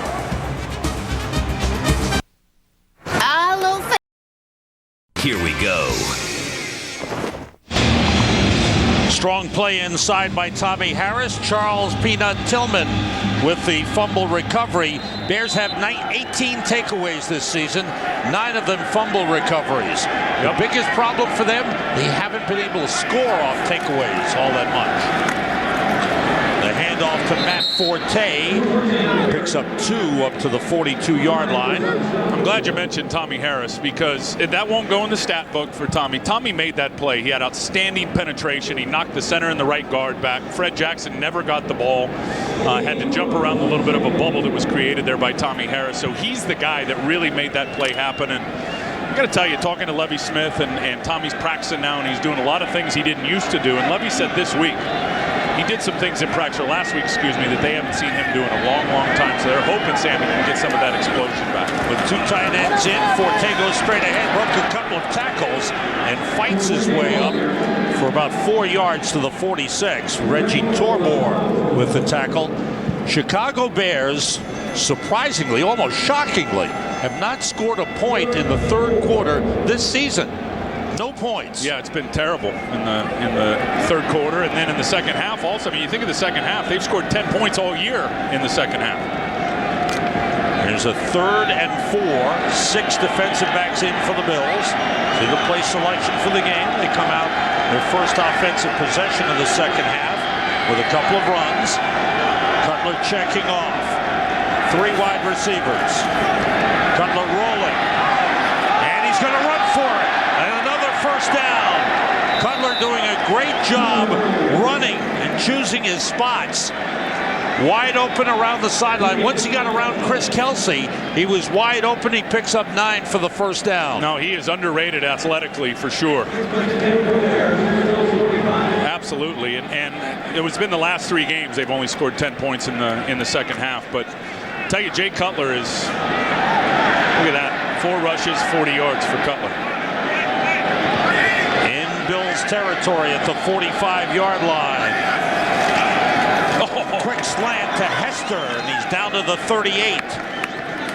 Just a quick step and a throw, and Hester with the catch as they pick up 7 on first down. You got to like this because you got out here, you got the smoke screen threat, and watch Johnny Knox just stay there, and it's just a quick slant. It's a one-step hitch and throw. So you fake the little bubble screen. You have Johnny Knox turn like he's going to catch the hitch. Just a quick fire slant from Hester. 3 wide receivers. They motion Bennett, and he lines up in the backfield. They toss it to Bennett, and he runs with it, and he's got a first down. There was a new formation. They motioned the wide receiver, the 3rd wide out, set him up at the top of the eye and tossed it to him. No, you love it. And that's the old misdirection, flip 90, get everybody going one way and pitch it out to the weak side. He motioned right to here. Now the ball's coming out quick, and he only needs a few yards, so he gets good blocks from Johnny Knox out there on Drayton Florence, which gives him just enough of an edge. And that counts as a running play. That's right. Books for the Bears. That's first right. down at the Bills 33. 3 tight ends in for the Bears. Jay might take a shot here. They motion Olsen. Cutler, deep drop, sets up, goes outside, and a nice catch by Greg Olsen, and he's down to the 26-yard line. Pickup of 7. Well, Mike Martz will formation you to death. He'll throw a lot of different looks out there to try to get the defense thinking a little bit. And you know my motto, you overthink, you stink. You got to be able to play fast in this league. So Mike's been doing a lot of different stuff, 2, 3 tight ends, motioning Earl Bennett to the backfield. That time it was max protect. They said only 2 guys out in the route, blocked with everybody else. Again, 3 tight ends. The lone wide receiver is Earl Bennett. They hand it to Forte, and he breaks outside. Forte inside the 10 and out of bounds at the 4-yard line. 22-yard run for Forte. Got up holding his ribs a little bit. Might have been banged up a bit, but a big run. Yeah, and watch him follow the lead block of Brandon Manu Maliuna. Watch this. I mean, Manu Maliuna didn't even need to hit anybody. That's just such good vision by Forte. Designed to go a little bit more up on the inside, and that's his biggest run of the day. He sees the opening to the outside and hits it for a nice pop. Chester Taylor replaces Matt Forte. First and goal at the 4. Rasheed Davis motions. 3 wide receivers for the Bears. It's Taylor, hit at the line of scrimmage. But good second effort gets him down to the 1-yard line. Kept the legs churning. And goes down to the 1. Paul Posluszny, the middle linebacker, with the stop. If you want to play nose tackle in this league, Sam, you better be physical. Watch number 95, Kyle Williams, here on Chris Williams. Comes back, and again, a big part of forcing that thing to cut back. Chester Taylor's able to break a tackle there from Posluszny, but that guy's an animal in there, Kyle Williams. Kevin Schaefer, a tackle, is eligible on the left side on second and goal at the 1. Taylor, touchdown!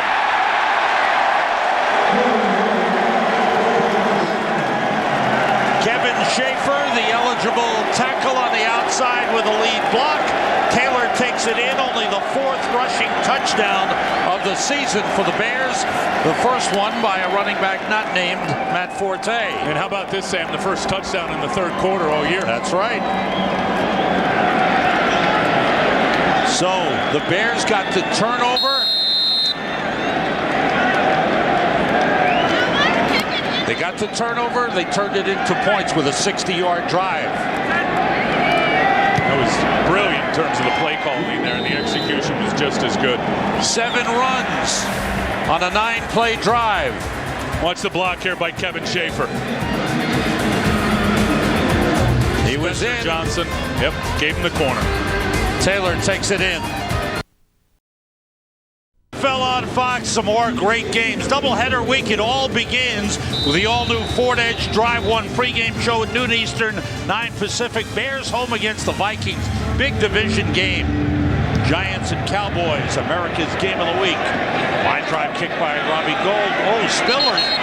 They had left it there for Donald Jones. Jones wasn't sure whether to bring it out, decided not to. Jay Cutler can smile. The offense has done well for the Bears today. Matt Forte with a 24-yard run earlier, 35 yards rushing in the game. C.J. Spiller in the backfield. Fitzpatrick throws, and it's caught by Stevie Johnson at the 36-yard line. Good throw, good catch. Pickup of 16 for the Bills on first down. Now this guy's for real now. 7th-round pick a few years ago, and everyone's wondering, well, and we've heard nothing but good stuff about Stevie Johnson. And last couple of years, everybody's like, well, we just keep hearing about this guy, but we don't see him on Sundays. Well, what people forget is last year they had Terrell Owens out there. Right. I think you're going to start Stevie Johnson in front of Terrell Owens. He's getting his opportunity, and he's making the most of it. Draw play for Spiller.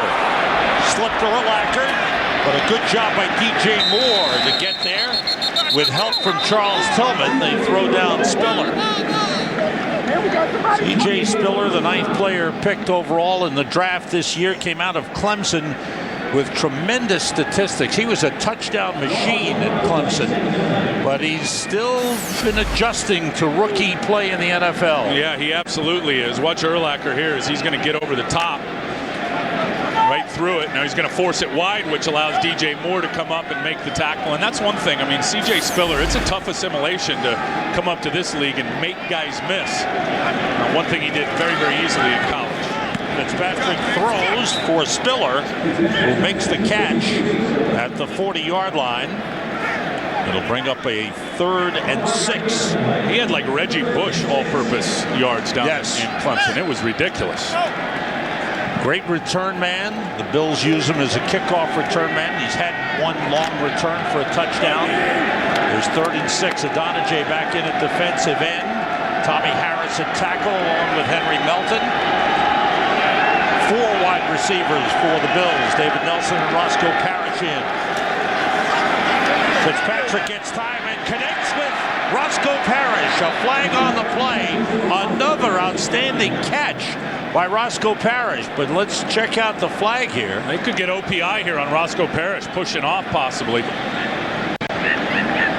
OPI being offensive pass interference, right? Illegal contact. No. Defense number 38. Penalty is declined. Result of the play. First down. Contact down the field on Danielle Manning. And here's Danielle Manning right here, number 38. It's going to end up holding the inside seam receiver is who Danielle Manning had his hands on, and I think DJ Moore had his hands on Roscoe Parrish as well. Important possession for the Bills. First down at the Bears 49. Fred Jackson in the backfield with Fitzpatrick. Fitzpatrick gets some time. Throws, he's got a man! And it's dropped by Roscoe Parrish.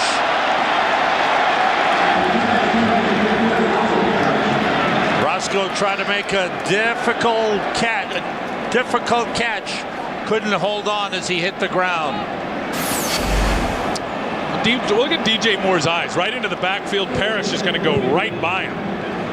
No chance. Now he's going to bend it to the middle of the field. Another perfect throw from Ryan Fitzpatrick, and that's one Roscoe Parrish has got to catch. Fitzpatrick 19 for 30. 164 yards. Parrish has 6 catches in the game. Again, Fitzpatrick goes short right through the hands of Fred Jackson. Another drop. Oh, that'll kill you. It's been mostly passes for the Bills in this game. They have run the ball just 12 times for 16 yards. And this is where Chicago has absolutely thrived. They've been very, very good on third down. They're the best in the league at defending third down. But when they can get offenses and get the opponent into 3rd and 6+, 3rd and 7+, you see here 3rd and 10.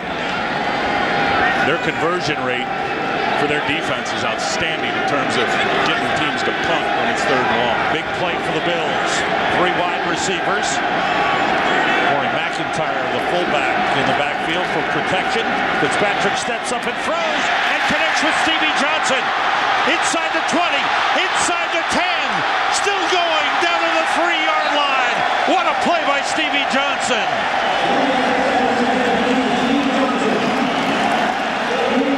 A gain of 46 yards on a 3rd and 10 play.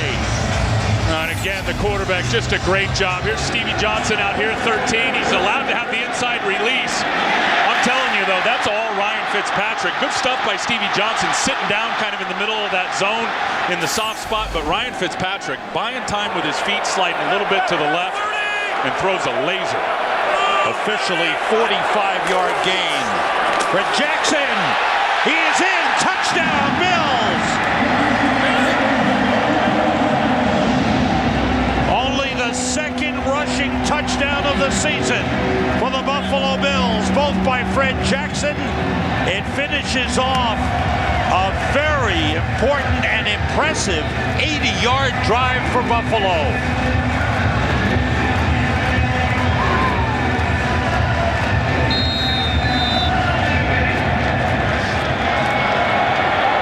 Ryan Lindell to tie the game for the 2nd time. And the kick is no good. It's the first extra point Ryan Lindell has ever missed, ever in his career. What a shot!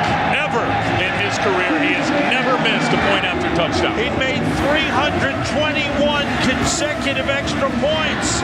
He misses, and the Bears still lead 14-13. Something you've never seen before.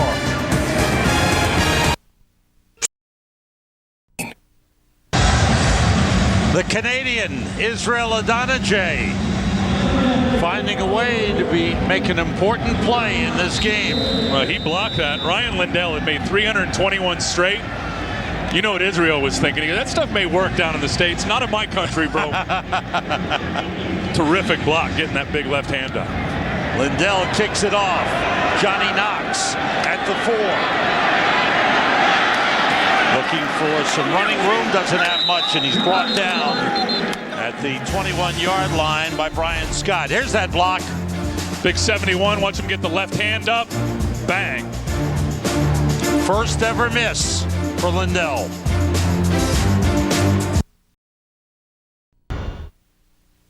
Ryan Lindell is churning inside. That furrow says it all. Wow. First miss after 321 consecutive good extra points from the 21. Forte with about a yard pickup. Antonio Coleman, number 59, rookie out of Auburn in the game. At outside linebacker. 2nd and 9. There's Antonio. Undrafted free agent. Oh, he was a terrific player at Auburn, though. Go look at his numbers. 24 and a half sacks down in the SEC. That tells me he can rush the passer. Devin Aroma should do in for the Bears and wide receiver, along with Devin Hester. Off the play fake. Cutler trying to roll out of trouble. Throws back for Hester. Hester is tripped up at the 38.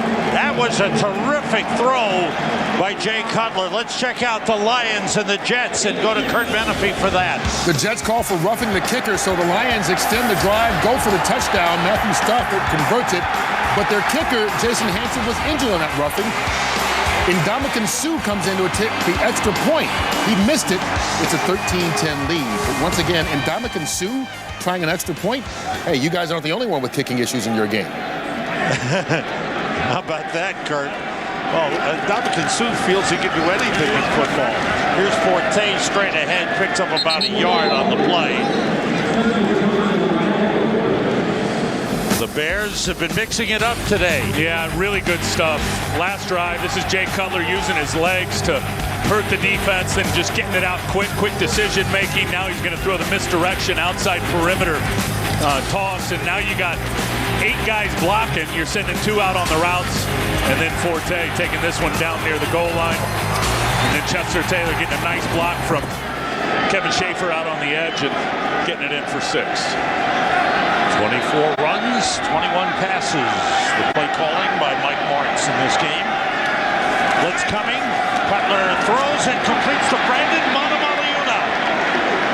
The tight end, who for the most part lines up in the backfield as a fullback, but a guy who can get out there and catch the ball, and he does for a first down at the 48-yard line. For Manamaliuna, only his second catch of the season. And Jay Cutler saw it again. I mean, they're going to keep blitzing him. And watch Matt Forte right here. He's going to get the blitz pickup up inside. Watch Forte right here on Buzz Leslie. Bang. Cutler sees it. Ball comes out on time. And slides it in there right in between 2 defenders to the 300-pound tight end. So. Terrell Troop, the rookie second-round draft pick out of Central Florida, in for Buffalo. Cutler looked left, looked right, rolls. Now he throws downfield and it's broken up. Double coverage on Greg Olson down the field. Leotis McKelvin, the man who batted it away. Yeah, and Jay's lucky that one didn't get picked off. He wanted Devin Hester, it looked like, on a little out route. He tried to force that one into Olson. End of the third quarter at the Rogers Center in Toronto. The Bears lead the Bills 14-13.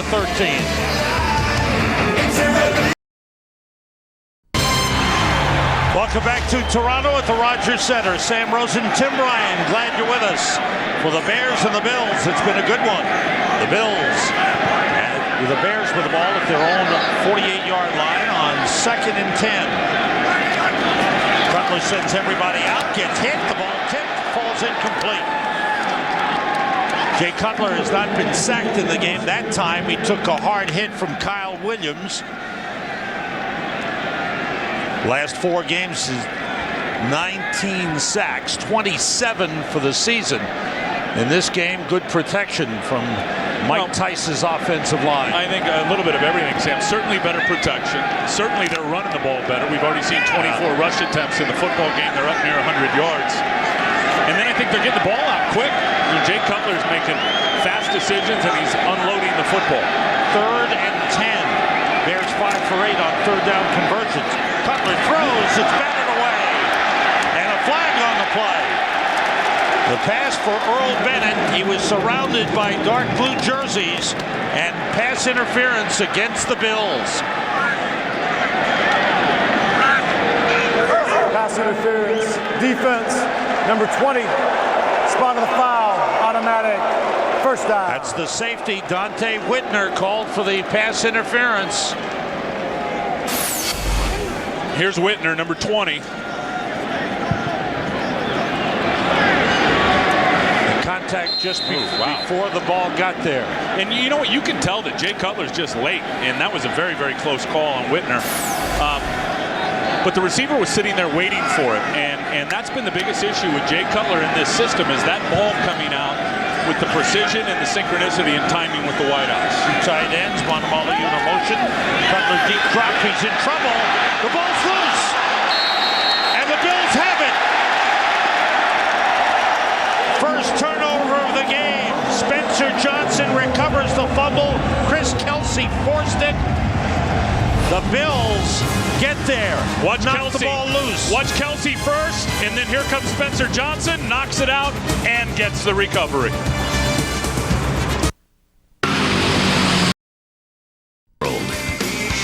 And by McDonald's. I'm loving it. Mistakes will hurt you, and this one hurts the Bears. Jay Cutler had the ball knocked out by Spencer Johnson. Johnson with the recovery. Each team with a turnover. When the Bears had the fumble recovery against the Bills, they turned it into a touchdown. Let's see what the Bills do here.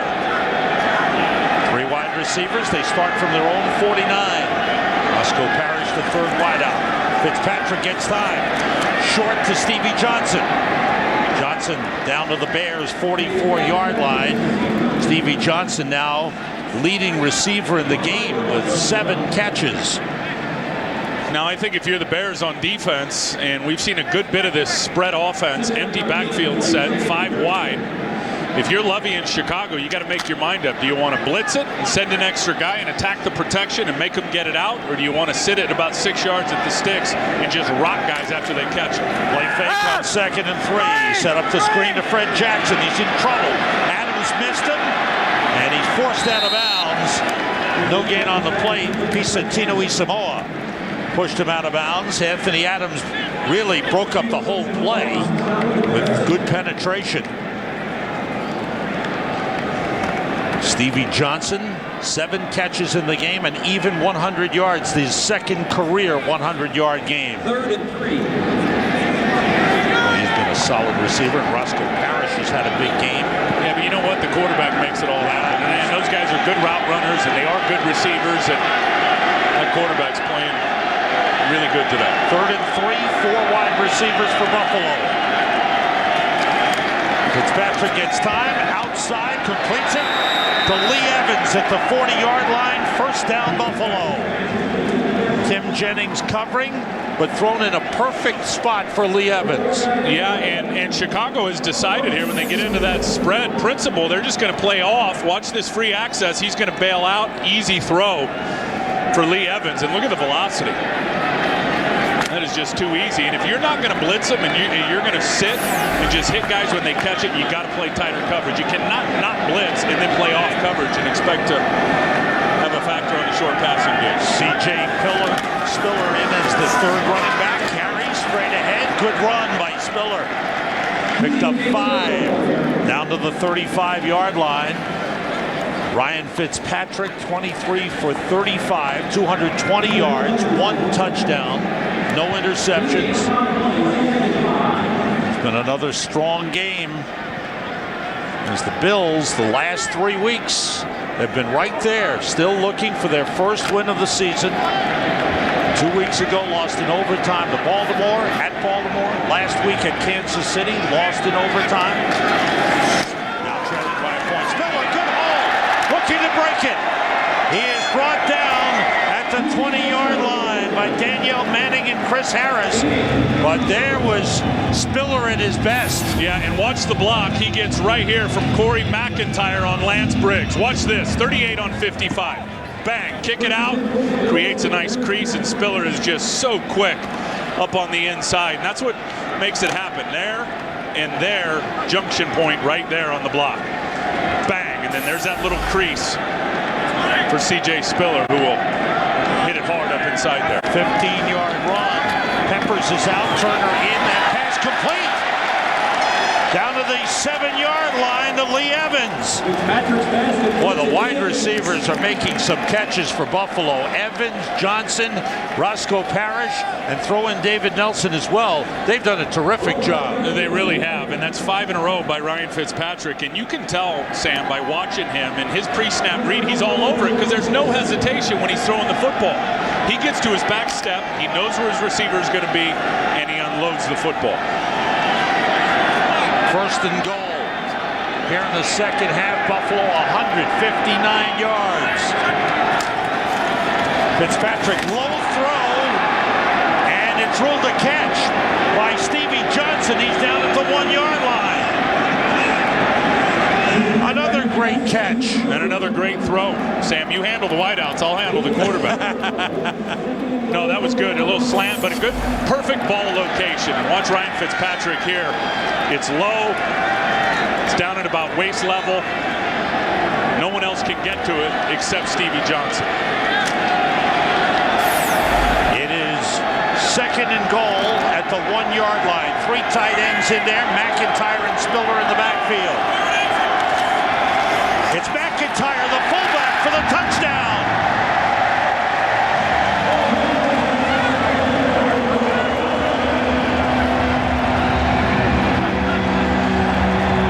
The Bills have the lead for the first time in the game.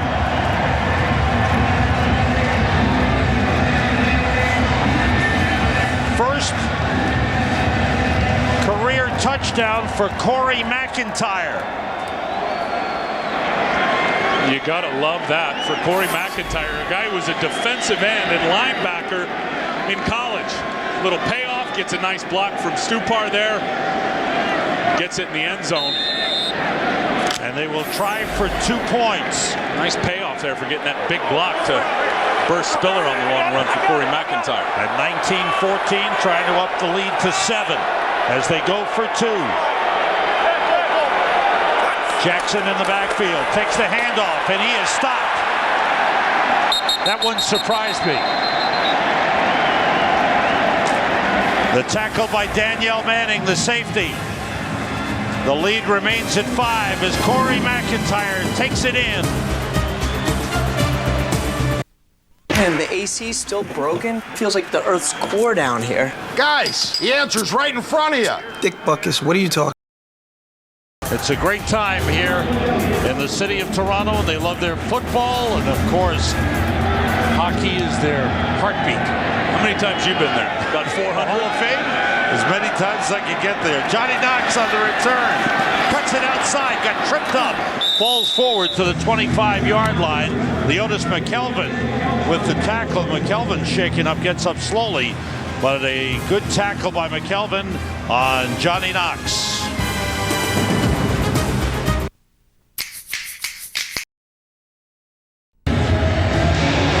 Back in Toronto, the Bears have to show comeback ability. They are down by 5, 19-14. Chester Taylor in the backfield with 3 tight ends in. The toss to Taylor. And fights his way for a tough 2 yards up to the 27-yard line. Juan Edwards made the tackle.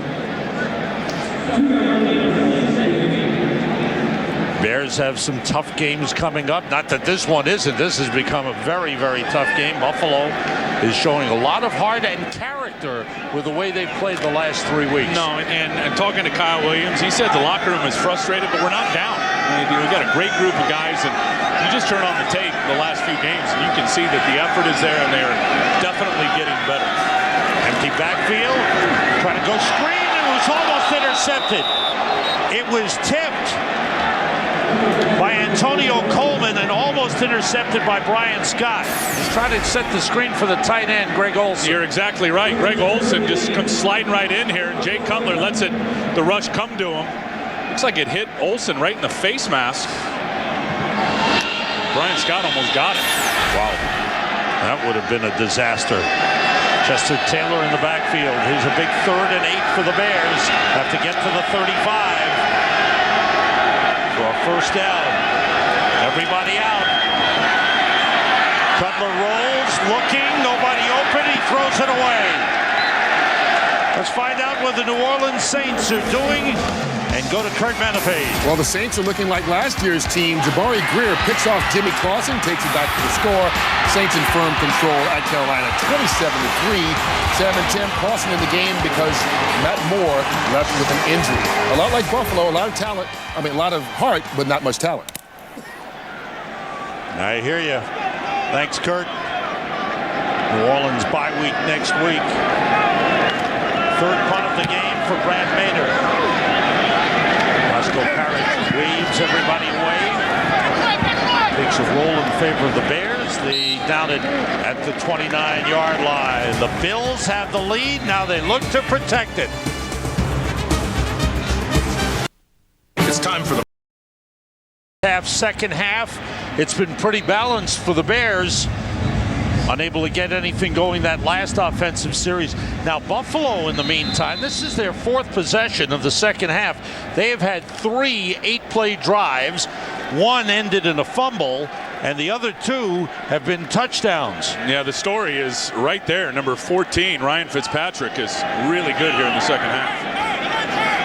The Bears have to come up with something defensively here. Fitzpatrick gets time again, throws, and it is intercepted. Tim Jennings holding on to the ball, bringing it back inside the 30 and down at the 23-yard line. What a pick by Jennings. The coach loves it. He gives him a round of applause.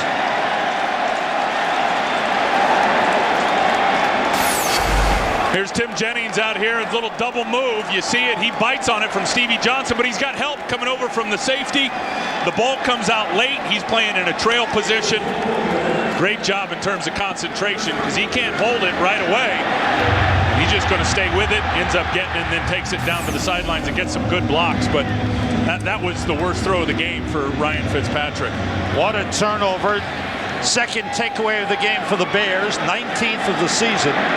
Tim Jennings' first interception of the season, 5th of his career. Forte straight ahead is shoved back. Excellent play in the middle by Paul Posluszny. They mark it at the original line of scrimmage, the 23, but the Bears down by 5. They've got to find a way into the end zone. Well, the defense came through for the Bears. Yeah, they did. And turnover number 2 for the day. They're very, very good at it year in and year out. And it's always 3 with Lovie Smith teams. You look at their defense, their goal is to get 3. They got 2 today. I got to tell you, though, here, and I know Chris Williams, number 74 in there at left guard. It's a new spot for him, but he's being challenged heavily in there today by Kyle Williams in that interior D-line. Off the play fake. Cutler being rushed, throws it away. Big pressure from Chris Kelsey. That time, Cutler didn't have time to set up and couldn't get away from Kelsey. So here comes a big 3rd and 10 for the Bears, but this is four down territory. Well, maybe it's field goal. They've got plenty of time. Yeah, field goal range. They've got plenty of time to kick a field goal and get it again. Yep. Down by 5. 6 defensive backs in for the Bills. Let's look for Greg Olsen right down the seam, number 82. Timeout, says Jay Cutler. Wants to talk it over with Mike Martz. Big possession for the Bears. Hope you're enjoying our trip to Canada here. We certainly are here in Toronto. There have been some great names come out of Canada. Great kickers like Mike Vanderjagt of the Colts.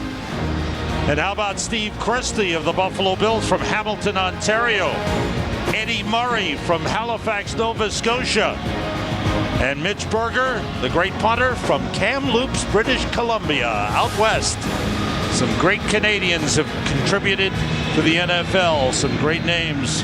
Yeah, over 90 of them, Sam. Some good quarterbacks, too. Yeah, some good quarterbacks that have started here and moved down to the National Football League and had great careers. They finished up the Canadian Football League regular season. Today, the Argonauts are playing in Montreal. That'll be the last regular season game. Then the playoffs begin, and 3 weeks down the road, the Grey Cup for the Canadian Football League Championship. Here's the big play. 3rd and 10 for the Bears. Forte splits out. Empty backfield. Cutler gets time. Still waiting. Now he throws and completes to Olsen. Down to the 5-yard line. Jay Cutler had all day. There was no rush. An 18-yard gain on a big 3rd and 10.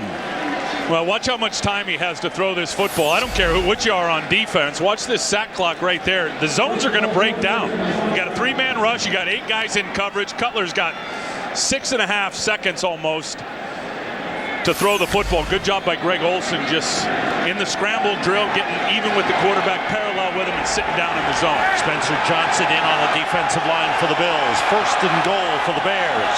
Hester motions. Cutler throws, and it's broken up. Reggie Tormore batted away from Earl Bennett. And they'll bring up 2nd and goal. Jay Cutler waits for the play to come in from the sideline. Bills defense. Looks like they had too many men on the field. Marcus Stroud has to race off. He did. 12 on the field. Forte in the backfield. It's Forte. And he's down to the 3-yard line. Looked like he slipped a bit. I thought there was an opening. And he just slipped and went down at the 3-yard line. Got a good block from Roberto Garza, and I think as you said he slipped. I think he tried to bounce to the outside to some daylight, and that's where he either slipped or tripped over Garza's feet. George Edwards, the defensive coordinator, calling in the defensive signals for the Bills. The ball inside the 3, 3rd and goal for the Bears.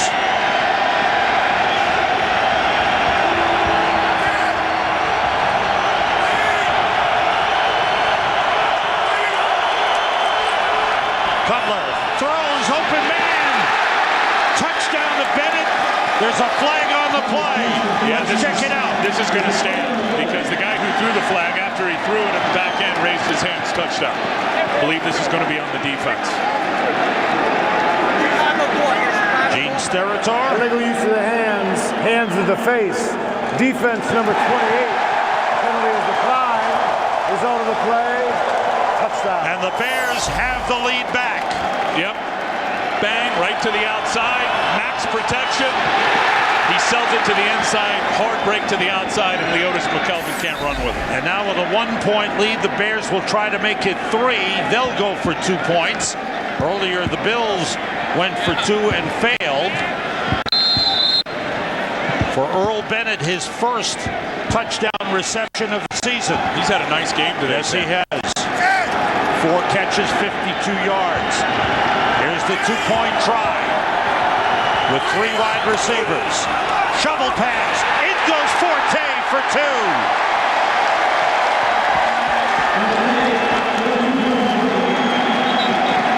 And the Bears lead 22-19. That was a great play call from Mike Martz. Great play call. Greg Olsen is such a red zone threat. There he is. He's the motion man. Watch how he takes Reggie Torbor right out of the box. Watch Reggie go with him. Now you got 3 blockers on really 2 defenders. Chris Williams doesn't have to hit anybody, and you had a nice alley up inside. Williams was looking for somebody. There was nobody to hit. This was the touchdown pass to Bennett. Jay Cutler has made some terrific throws today, Sam, running and moving to the side, buying some extra time, and with movement, delivering strikes. And here's something the Bears have done, which they didn't do most of the season. The first 7 games, they've converted turnovers into points. They've converted 2 takeaways into 15 points in the game. I really appreciate the game that Mike Martz is calling today. I got to be honest with you. And we've seen him a few times this year, all the deep routes, all the routes that take forever, and the Rams championship playbook and all that stuff. Mike Martz has coached this football team, and this game plan dictated towards his talent. And I think it's good stuff. 27 runs, 31 passes. Robbie Gould kicks it off. And Spiller takes a knee 4 yards deep. With 6:41 to go, the Bills will start from the 20-yard line. Fox NFL Sunday. Next week, we've got the doubleheader. All begins with a pregame show at noon Eastern, 9 Pacific. Then we've got the Bears home against the Vikings. America's Game of the Week. A lot of you will see the Cowboys at the Giants. Some of you will see the Rams at the 49ers, including us. Tim and I will be in San Francisco. The Rams have been an improved team. 49ers bye week this week after their win in London last week. They would. I think Troy Smith's staying at quarterback for him too, Sam. You're right. Fred Jackson splits out. Everybody out. Fitzpatrick throws outside, and it was off the hands of Roscoe Parrish. Incomplete. Hey, let's check out that poll. I hope you're joining us on the vote. As who's the best team in the NFC? It remains the Giants in the lead. Green Bay second. Atlanta third. New Orleans fourth. And the Bears have picked up a little bit. I think Bears fans have been involved. FoxSports.com/vote. Please go there and cast your vote. We want to know what you think. Empty backfield. Blitz coming. He gets rid of it. Completes to Stevie Johnson. Up to the 29-yard line. It's going to be a 3rd and 1 for the Bills. Down by 3. The Bills have been in this position the last couple of weeks. Stevie Johnson with 9 catches for 115 yards. I think he's shaking his head right there because he knew he needed to get past that first down line. The 9 catches a career high for Stevie Johnson. McIntyre in at fullback. 2 tight ends on the 3rd and 1. The toss to Spiller. Can he get outside? Harris has him, but Spiller gets the first down. He's out of bounds at the 32-yard line. Chris Harris, the safety, came up. Spiller did a good job using the stiff arm. An important first down for the Bills. They have responded well in this game. Bears had the lead. Bills tied it with a late touchdown in the first half. They've had a couple of good long drives. They've had 3 8-play drives in the second half.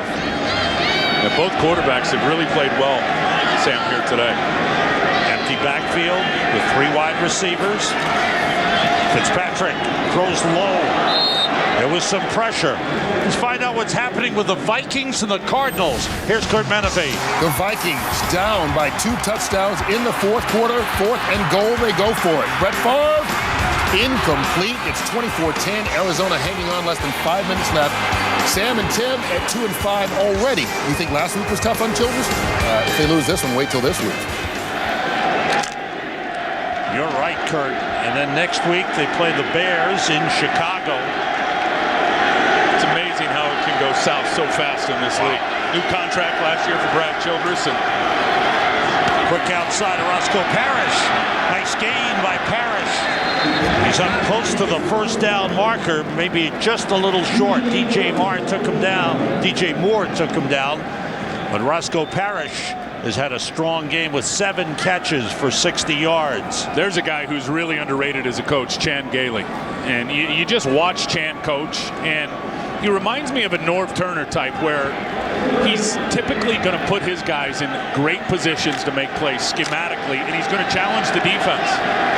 Never puts his team formation-wise in a bad spot. Barry Turner in for Julius Peppers at defensive end on the 3rd and 1. Big pileup, and it's a first down for the Bears. They've got enough. Jeff Hangartner, the center. Andy Levitre, the left guard, leading the blocking. Hangartner and Julius Peppers were teammates at Carolina. They went opposite one another throughout many practices down there.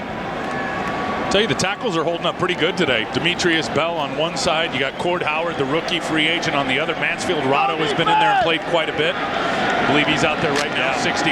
You see him, and they have not allowed a sack. First down for the Bills. Spiller at running back. 3 wide receivers off the play fake. Pressure from Adonijay. Down he goes. Adonijay got a piece of him. Fitzpatrick was unbalanced and fell down. And look how wide Adonijay is. They're going to try to block him with Martin. There is no chance. Watch him get out there. He's just going to get rid of him, slide right up inside. Now, Fitzpatrick's just got to dig a hole before he gets swallowed up by Israel Adonijay. First sack of the day. Adonijay, 5.5 sacks, a career high for him. He leads the team. Nice homecoming for him today. Had that big block extra point as well. Peppers is back in at right defensive end for the Bears. Fitzpatrick, screen pass to Jackson. Jackson across the 40, back up to the 42-yard line, the original line of scrimmage. It'll be a 3rd and 10. Tim Jennings made the tackle for the Bears. Bears defense came up big last Bills possession with the interception. Now looking to stop this Bills drive with 3 minutes and the clock running. And the Bears with a 3-point lead.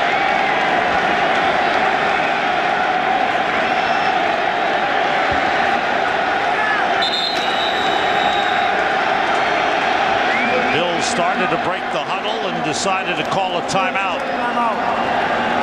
With 2:48 remaining, each team with 2 timeouts left, and a good close game. We talked about quarterbacks who played in the Canadian Football League, then come to the NFL and starred. How about Doug Flutie? Started with the Bears, went to the CFL, was a star here.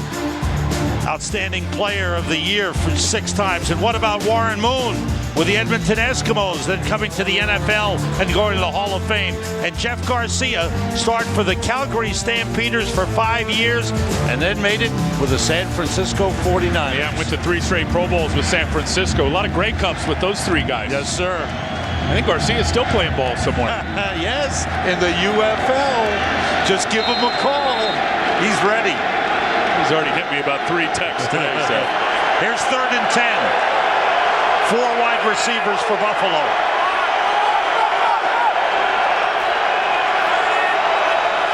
Blitz coming. Fitzpatrick throws and completes it to Johnson. And he's got the first down. Out of bounds at the Bears' 44-yard line. A big throw by Fitzpatrick, and another good catch by Stevie Johnson. 10 catches, 130 yards for Stevie Johnson. Watch him run Charles Tillman off. Tillman's going to turn and run with him.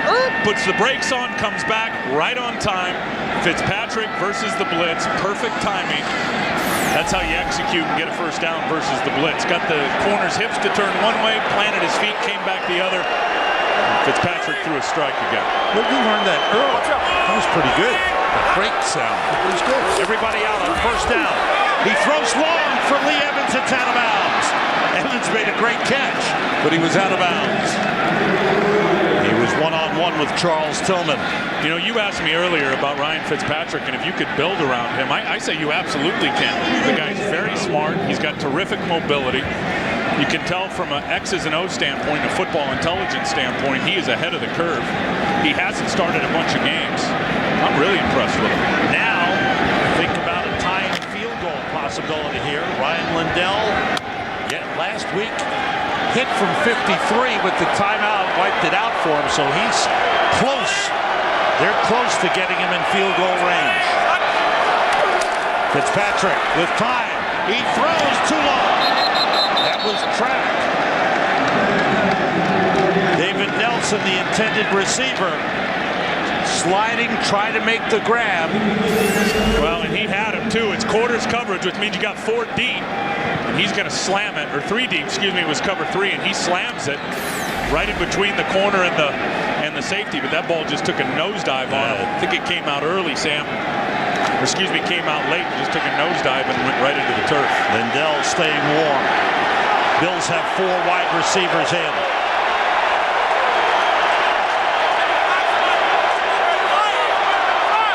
On 3rd and 10. Here comes the blitz.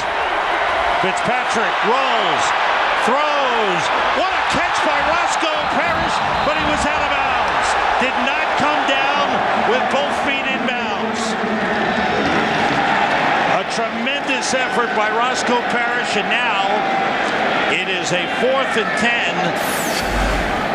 10. It's too long for a field goal here. Let's see. Let's see what comes down. What hits first? Yeah, the hand was out of bounds. The hand was out of bounds before that right knee came down. Watch the hand. It looks like it's the first thing that touches, along with 1 foot in bounds. Okay, he's out. That hand looked like it went down.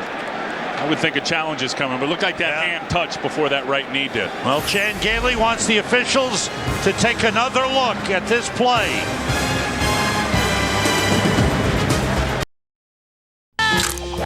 Lucy does it for kicks. Wonderful pistachios. Get cracking. Well, here's a review here. Roscoe Parrish, and at least from this angle, and this is the best one, that hand looks down to me before any part of that right leg or right knee is down. I mean, that's the look you get right there. I thought the head linesman was all over it from his angle, how he saw it and to get it right, and it sure looked like he got it right. Here's another good look at it. See, that knee's definitely not down, and the hand was down. Here comes referee Gene Steratore with the decision. After review, it has been determined that the receiver's right foot hits the ground out of inbounds, right hand out of bounds. The ruling is confirmed. It's an incomplete pass. It'll be 4th down Buffalo. Buffalo will also be charged with their 2nd timeout. Well, Chan Gailey took the chance. Mike Pereira is back in our hotbed in Los Angeles. Mike, the way you saw it, good call, good decision, good ruling. Exactly, a great decision by the head linesman initially. That hand puts you out of bounds. 1 foot, 1 hand doesn't equal 2 feet, and the fact that that hand landed out of bounds makes it incomplete. Good ruling by the head linesman and a good use of replay to confirm the call. Yeah, and really from his vantage point, Mike, the way he saw that, I thought was terrific. Thanks, Mike. Here it's 4th and 10 for the Buffalo Bills. They've got to get to the 34 for a first down. Pressure on Fitzpatrick. He throws. It's incomplete. Big time pressure. There's a flag on the play. Was he hit? You got Israel Adonis Jays who's saying they held me. Offense number 77. Penalty is declined. Result of the play is an incomplete pass. First down, Chicago. Holding on the play. You heard it. The Bills fail on fourth down, and the Bears take over on downs. They really put big-time pressure on Fitzpatrick on that last play. Yeah, they decided to come with the blitz, and Buffalo has been blitzed quite a bit this year. Let's take a listen here.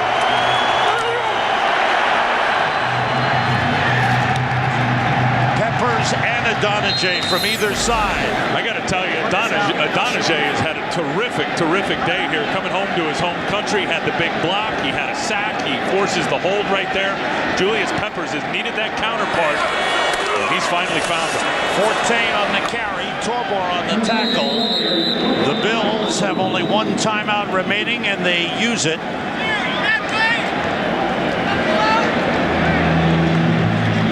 Chicago Bears trying to go 5-3. They have no losses in the division.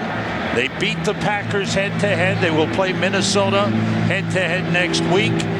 So the Bears are in good shape. If they can hold on to win this game, it would really put them in good position going into the second half of their schedule. And you know how Lovey looks at it, Lovey Smith. He says, we break this schedule down in quarters. It's a 16-game schedule. First quarter, they were 3-1. Second quarter, now, if this holds up, it looks like they're going to be 2-2. And they're in a good spot. Their offense is playing better today for sure. Defensively, and I would think the more Adonijay continues to get better, you're going to see Julius Peppers always play good football. That front seven, this is the time of year where you really want to start, A, running the football because of the weather, and B, letting your front seven start to dominate. They can do that. We may have time to send you to another big game that's winding down on Fox NFL Sunday. Here's Forte. Breaking a couple of tackles, gets into Bills territory at the 48-yard line. And Tim, you said the Bears should commit to 30 runs. That was number 29. And we've reached the 2-minute warning. The Bears defense came up big. They lead by 3.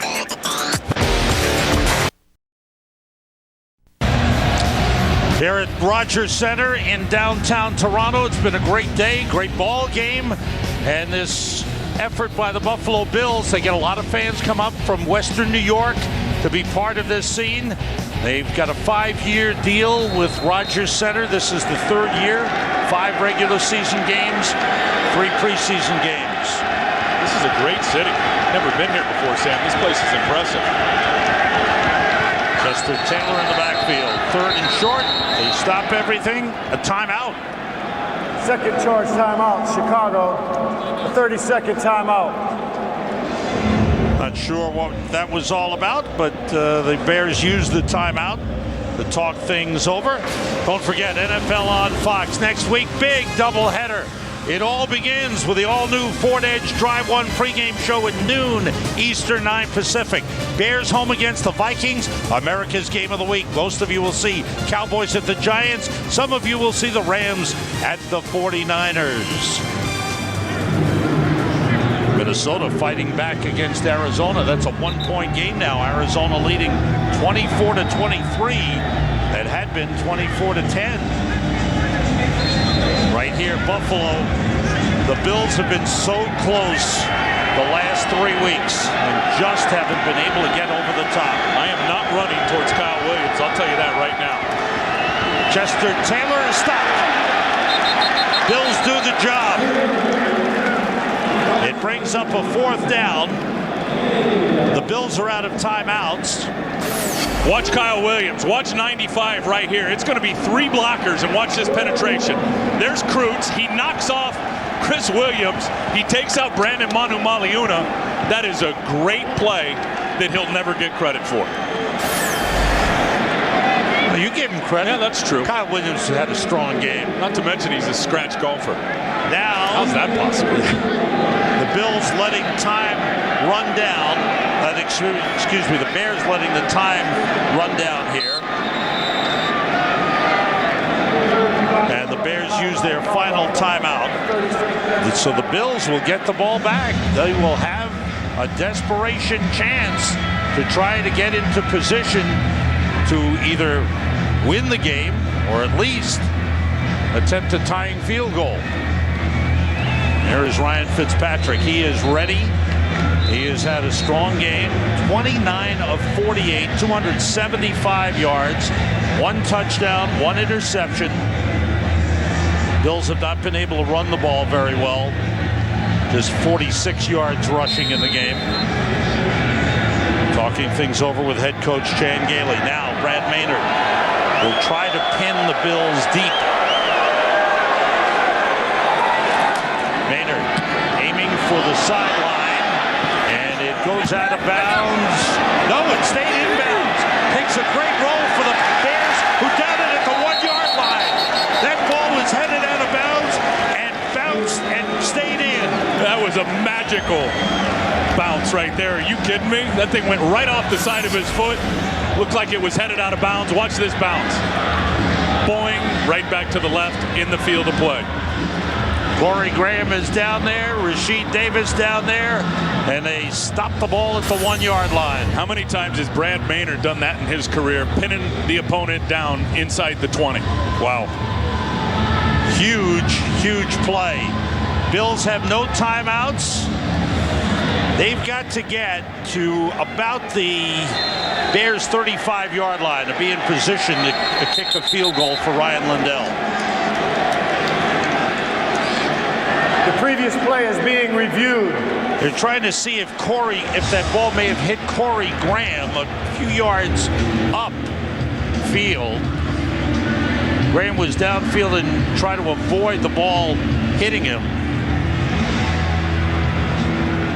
The review coming from upstairs. Now, does it hit him there? I don't know.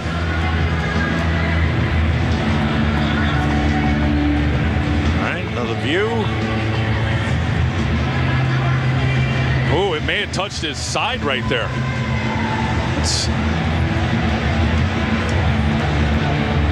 That's tough. Boy, that's tough to see. It looked like it definitely hit his jersey or his cut towel or something.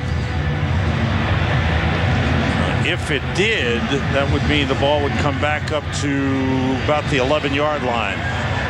Boy, it's hard to tell if they can. I know. If there's something clear to overturn what the play was, what the call was down on the field. But it looked like as it bounced, there was sort of a glance on his jersey, and then it carried the ball off to the side. The way the ball was spinning. Let's see if Corey Graham ever goes out of bounds, because he certainly can't be the first guy back in to touch it. No, he never goes out. No. I don't know if they can overturn that based on that visual evidence. I agree with you. But the officials upstairs asking Gene Steratore to take another look. Corey Graham's a Buffalo kid. That's right. This is his home. Buffalo's his hometown. And fans certainly there know him. We are going to go to our control center where Mike Pereira is standing by. Mike, what did you see on that? Hey, I'll tell you, Sam, I'm like you and Tim. I just don't see anything conclusive that it does touch him. You're only talking about a 10-yard difference here. If they rule that it did, you're going to put the ball out at the 11. And you can see here the key is he's not pushed out of bounds, so he is eligible to touch. But does it graze him right there? All right, let's find out from Gene Steratore. The replay officials were initiating a review to determine if number 21 had first touched the punt prior to it being downed at the 1-yard line. After review, it is the ruling on the field stands. The ball will be at the 1-yard line. First and 10, Buffalo. Whoever trained Gene Steratore did a great job. He is outstanding when it comes to the well, who do you think explanation. Our star. Our guy, Mr. Pereira. Thanks, Mike. I think I'll take credit for that. I'm good at trading Italians. Good job, Mike. Thanks. What's that mean, Mike? 1:04 to go, no timeouts. Bills with the ball on the 1-yard line. Donald Jones in at wide receiver. 4 wideouts. Fitzpatrick in trouble, but he connects with Stevie Johnson up to the 17-yard line. Good effort with Peppers pressuring, and Peppers was hurt on the play. I'll tell you what happened is Julius came around on a stunt and then tripped and fell down and fell right into the knees of Ryan Fitzpatrick. That is one thing Bears fans don't ever want to see, is Julius Peppers shaken up. Let's find out what's happening in Minnesota. Let's go to Kurt Menefee. Vikings down 2 touchdowns with less than 5 minutes to go, but the magic of Brett Favre lives, hooking up with Desante Shanko with only 27 seconds left to tie the game at 24 apiece with Arizona. They are headed to overtime. Sam and Tim, time permitting, after you guys are done there in Canada, we'll bring you back to the States and take you to Minnesota. Thanks, Kurt. So Brett dug down deep into that pouch of magic dust, and he came up with 2 touchdowns. All right, Peppers being checked out by the medical staff. And you'll watch as here's Pep here, number 90. You'll see as he falls into Ryan Fitzpatrick. Right there, he trips on Eric Wood, falls into him, and got a knee right in the head. And I'm telling you, I don't want to speculate, but a lot of times, at least in my opinion, playing, you hit a guy in the lower body's rarely going to give. A lot of times you end up with a pinched nerve or a stinger in your neck. Hopefully that's not the case there with, oh boy, Julius Peppers. Yeah, you can see that angle. Showed you the It's just the lower body, Sam, doesn't give. Yeah. It's just the muscle mass and the body mass just does not give. The helmet and the head and the neck are going to give every time when you collide with the lower body. So the big contact. The head coach, Lovie Smith, wants to find out what his star defensive player is doing. 52 seconds remaining. The Bills with the ball on their 17. No timeouts remaining. Trailing by 3. Peppers has now gotten to one knee, I believe. Yeah, he's woozy over there for sure. Just getting up, moving real slow. He's walking on his own, and that is a real positive sign. The Peppers heading for the sideline.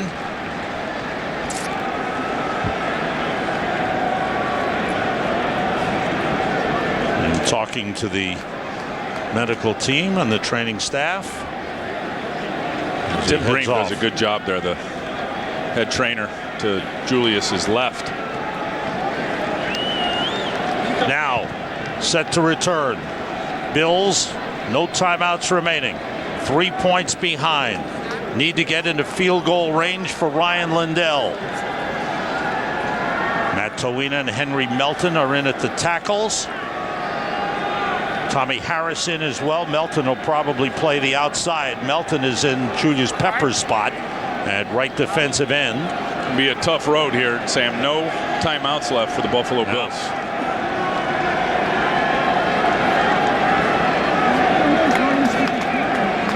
There's Henry Melton. He's become a very versatile performer for the Bears. They play him inside, they play him outside. He's got good rush speed. Now the Bills come to the line.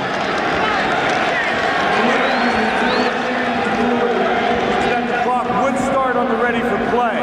So we will wind the clock on the ready for play.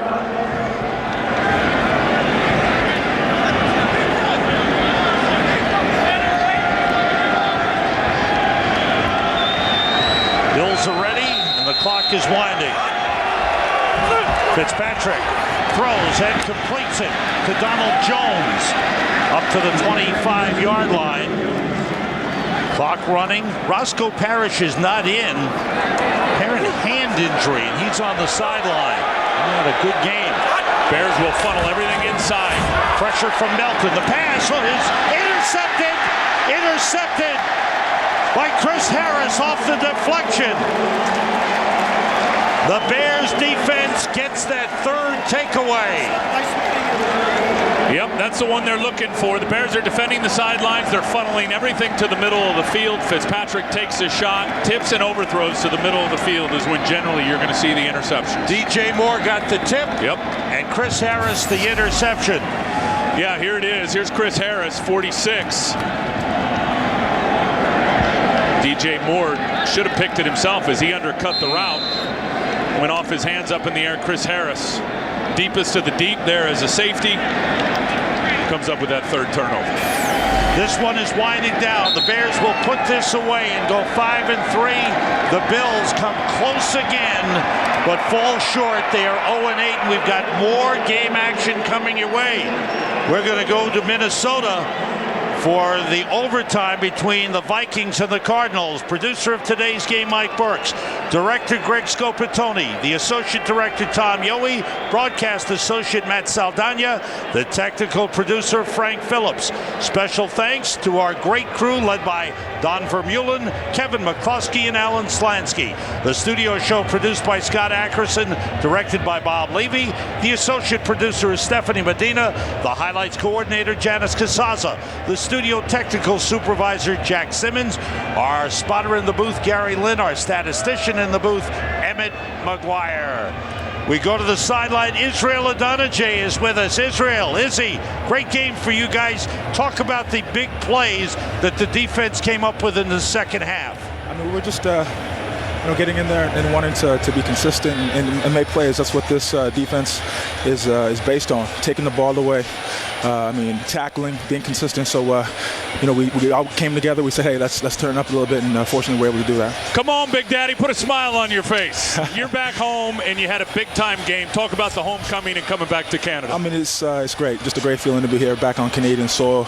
A lot of great years at the University of Manitoba. To come here to Toronto, get a win, just it's a great day through and through.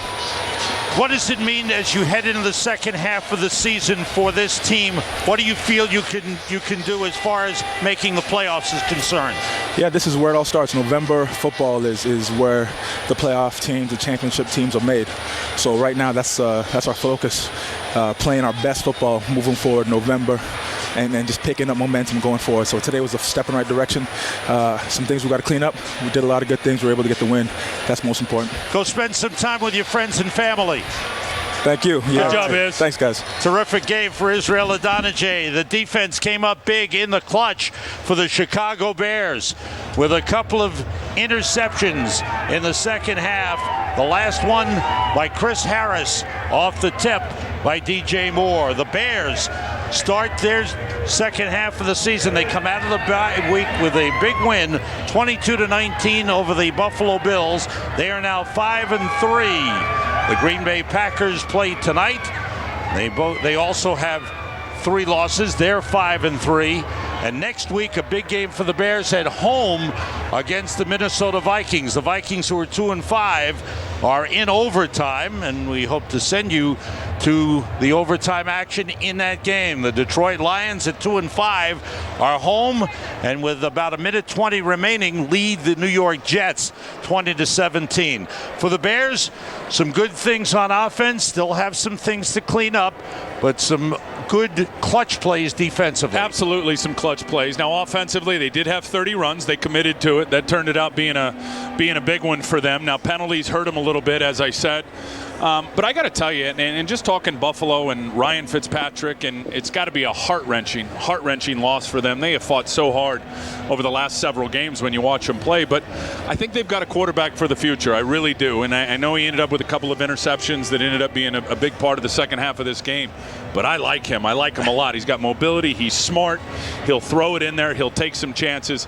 He's got a lot of upside in front of him. They didn't run the ball that well in this game, and I think that was a problem. Defensively, they're going to get Sean Merriman in the next week or two. That was a big pickup off waivers. He was here today cheering his team on. He says he's got a lot left in the tank. He could give them some more pass rush, which they could really use. Oh, there's no doubt. They had 11 sacks coming into the game today, and I think he does have something left in the tank. I talked to Quentin Jammer on Friday, the corner out in San Diego, who's been there for a long time and was with Merriman, and he said he's got a lot of gas left in the tank. He said, yeah, the injuries have been an issue the last couple of years. He goes, but where he is now in terms of his health, he's got a lot of juice left. So I think he is going to provide a punch in terms of that pass rush. Buffalo Bills are 0-8, but they play a lot better than an 0-8 team. So our vote today on FoxSports.com is who's the best team in the NFC, and in a late rush the New Orleans Saints, who had a big game in Carolina today. They come up to the top of the heap. Giants #2, and the Bears fans came in strong with 15%. Stay tuned. The AT&T postgame show is next. We'll send you back to the studio. Kurt Menefee is standing by. The guys are standing by. They'll have highlights. We'll have some postgame analysis and hopefully send you to the conclusion of that game in Minnesota. Arizona and Minnesota are in overtime. Here in Canada, NFL football was exciting today. The fans turned out, pretty good crowd here at the Rogers Center in Toronto. The Buffalo Bills, unfortunately for them, are 0-3 in their home games here in Toronto. Well, I'll be coming back to Toronto. I love this place. Great city. Well, the wrap up here, the Chicago Bears defeat the Buffalo Bills 22-19. Stay with us. We've got a lot more football coverage coming your way. Take it. Time now for the McDonald's Angus Third Pounder Player of the Game. Each week, we want you at home to vote on your Bears Player of the Game. You log on to csnchicago.com and go to the Bears page to cast your vote. This week's choices are Earl Bennett, Jay Cutler, Israel Adonijah, who had a fantastic game back in the country that he was Great weight raised in, and Tim Jennings, who had a nice fourth quarter pick. Another one of my guys. Bears Postgame Live is brought to you in part by McDonald's, Chicagoland, Northwest Indiana. Visit csnchicago.com after every game to vote for your McDonald's Angus Third Pounder Player of the Game. We'll have the results a little bit later tonight on Sportsnet Sunday Slant at 10:30. We get this thing started with our Xfinity opening kickoff and our lead blocker, Dan Jiggets. I'll go back to the point that I was making earlier. In this game of football, particularly when you get to the National Football League, and talent is talent. I mean, either you have it or you don't. Either you're going to make it or you're not. That's why you never take anything for granted. And for the folks that are looking out there and saying, well, you know what, they just barely beat this football team. Let me tell you something. That team that you saw out there today playing against the Chicago Bears, pretty good football team. So yeah, they're 0-8 now, whatever, and everybody will have a good time laughing. They will end up beating somebody, and they'll end up beating somebody very badly. Because I think you saw some things out there even today that you didn't expect from them. Well, I think for me, some good and bad out of the bye week when you look at it at the end of the day. I mean, they did score down on the goal line, on the ground, no less. Yeah, right. All right, everybody settle down. Let's not have a heart attack. But they couldn't get a third down late in the game to finish the game. So I think some positives, some negatives out of the bye week. Some things did get shored up, and I need, I'm constantly two-point conversion. Yeah, I'm constantly harping on the mechanics of Jay Cutler. Today, again, I thought he could have been more accurate with some throws, but good decisions to tuck the ball and run. But I think good and bad out of the bye week off of their self-scout week. Well, I think one of the things that happened, obviously, defense continued to step up and play well, and it's about getting turnovers for them. That's the philosophy of the Chicago Bears. That's what Lovie Smith wants. He wants to win the turnover battle. They did that once again today. Defensively came up with some big plays. Did they give up some passes late? Absolutely. That's going to happen through the flow of a football game. But at the end, when they needed to make a play, the defense came up. Can I ask you guys a question? Mike Martz. Did you see the game plan unfolding the way that it did today? Did you think that Mike Martz followed the script, or did he? Maybe was he? I think the script was forced in his hand this week by Lovie and company. Obviously, more running today. They go over 100 yards, but 39 of those yards came from Jay Cutler on the scramble. I actually thought he had a shock collar on his head because whenever he started to throw too much, and then he started to call some run plays. We're going to take you to Toronto in just a bit. We're going to hear from Jay Cutler. We will hear from Lovie as well. The Vikings come from behind and they win at home. You think the Bears saved their season. The Vikings improved to 3-5. Yeah. They were staring 2-6 in the face. And Brad Childress in all sorts of trouble there. He probably would have been fired heading into the Bears game next week had they lost that game. We will see what happens there. But, the NFC North is very interesting. Green Bay playing later on tonight. The bottom line is the Bears are still in the mix. Yeah, well, I think it's always good when you're in division, and these are teams that know each other well. We see it all across the National Football League. When you have rivalry games, us versus Green Bay, Minnesota, you know each team well, and you normally can game plan a lot better, and they're going to be tight games. Things may look shaky, at least chemistry-wise, up there for the Minnesota Vikings, but there is no doubt, and I don't think anybody on this panel or you, the viewers at home, that team has talent. I don't care if it's with or without Randy Moss. That's a good football team. The whole thing is this for them is if they can get healthy. That's why if you didn't take advantage of them in the first half of the season, as time goes by and they start getting guys like Rice back and all that, they really become dangerous then. If they could just bridge that time until they can get everybody back, then they're trouble. Yeah, and one of the things you have to keep in mind, particularly at this point of the season, is teams start to settle into exactly who they are. They start to fall back. And you'll watch Minnesota will start to run the ball, I believe, more effectively. Green Bay is going to continue to throw it around. And what are the Chicago Bears going to do? So we saw them open the game up with 4 straight runs. Can they continue to be committed to the run to keep teams honest? Let's take a look at what the Bears did on the ground today. They rushed for 3.4 yards per carry. Again, some of that is a little bit deceptive because Jay Cutler on passing plays would roll out. Hey, but you take what the defense gives you. For Forte and for Chester Taylor, 14 carries for Matt, 10 for Chester. Chester's numbers not huge. He did have that nice touchdown. Hey, his first. And they finally score at the goal line, guys, something that has been a problem 10 other times this season. Well, remember we said last week, one of the things about running the football is not always going to be pretty. It's not always going to be successful, but it's about an attitude. It's about how you approach the game.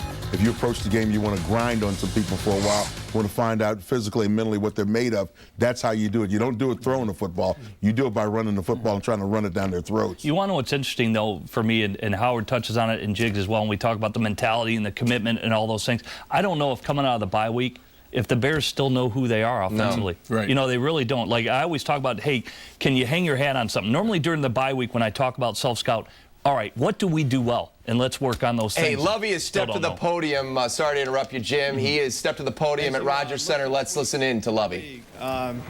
You can't ever tell, there's so much parity in the league. It's hard getting a win. So that's why we feel so good about this. Coming off of the bye, we needed to get that 5th win, and we're able to do that. Talked a lot last couple of weeks, we talked a lot about, balance on the offensive side. Thought our guys did a great job of mixing in the run and the pass. What has caused us to not be able to get that balance has been, the third down conversions. We're over 60% today. Of course, that helped us quite a bit. And then our red zone offense, being able to get touchdowns when we were down there. Thought the offense moved the ball most of the day. We had an opportunity early on to get a few more points on the board, but you have to give them a lot of credit. Defensively, didn't play as well as we have, but you have to, again, give a lot of the credit to the Bills. I thought they, made some plays, after a slow start. We talk a lot about taking the ball away, turnovers on their part, takeaways by us, really kept us in and kind of sealed it at the end. But we got our 5th win, which sets up a big game against the Vikings this coming week. Injury-wise, we came out in pretty good shape. Julius Peppers should be okay. Nothing serious on his part. I take your question. Took a hit, nothing more than that. Yeah, in the end, when you're off balance a little bit, but you need to make plays in critical situations. It's a double move by Tim, good route by the receiver, but finishing the job, getting that, really kind of switched momentum in our favor. We talk, as I said, about the balance. All of us were on the same page as far as being able to get our running backs more involved with it, and we're able to do that today. Last week, as we talked about being patient, we said, hey, look at our team today. This is what we would like to be. Again, it was a good mix.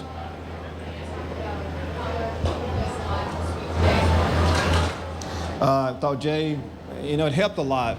Of course, running the football, converting on third downs, as I said, but I thought the line did a good job of keeping the pressure off of us. First, he wasn't hit a lot today, which allowed him to make, a few special plays, special throws. But that's what we have to do. We've got to keep the pressure off of Jay and let him do his thing. Where would you like to see some areas of practice? We're halfway through our season right now, and we haven't peaked yet. We could talk about every position, and we'll talk about things we need to prove upon. Early, as far as today's game is concerned, when we have momentum, being able to, really get a team on their heels a little bit, we're able to do that. But each week you look at the video and you look at things you have to improve upon. We'll do that, but I like the way our team was able to finish. That says a lot.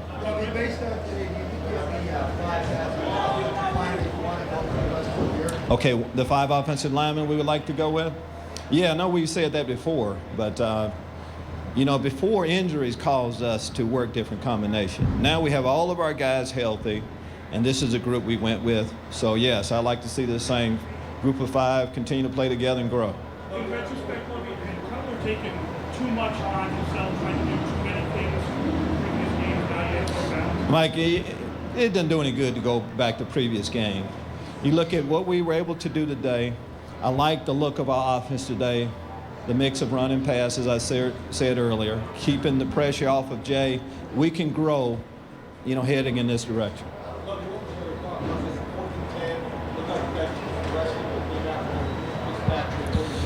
Well, just that. You know, we weren't able to get as much pressure as we would have liked with the 4-man rush, and we just didn't we wanted him to get the ball out of his hands fairly quick. 4th and 10, make him throw something underneath and get up and break up and make the tackle. So that was pretty much it. We mix in the blitz throughout the day, but it was a good call by Rod and the rest of the defensive staff.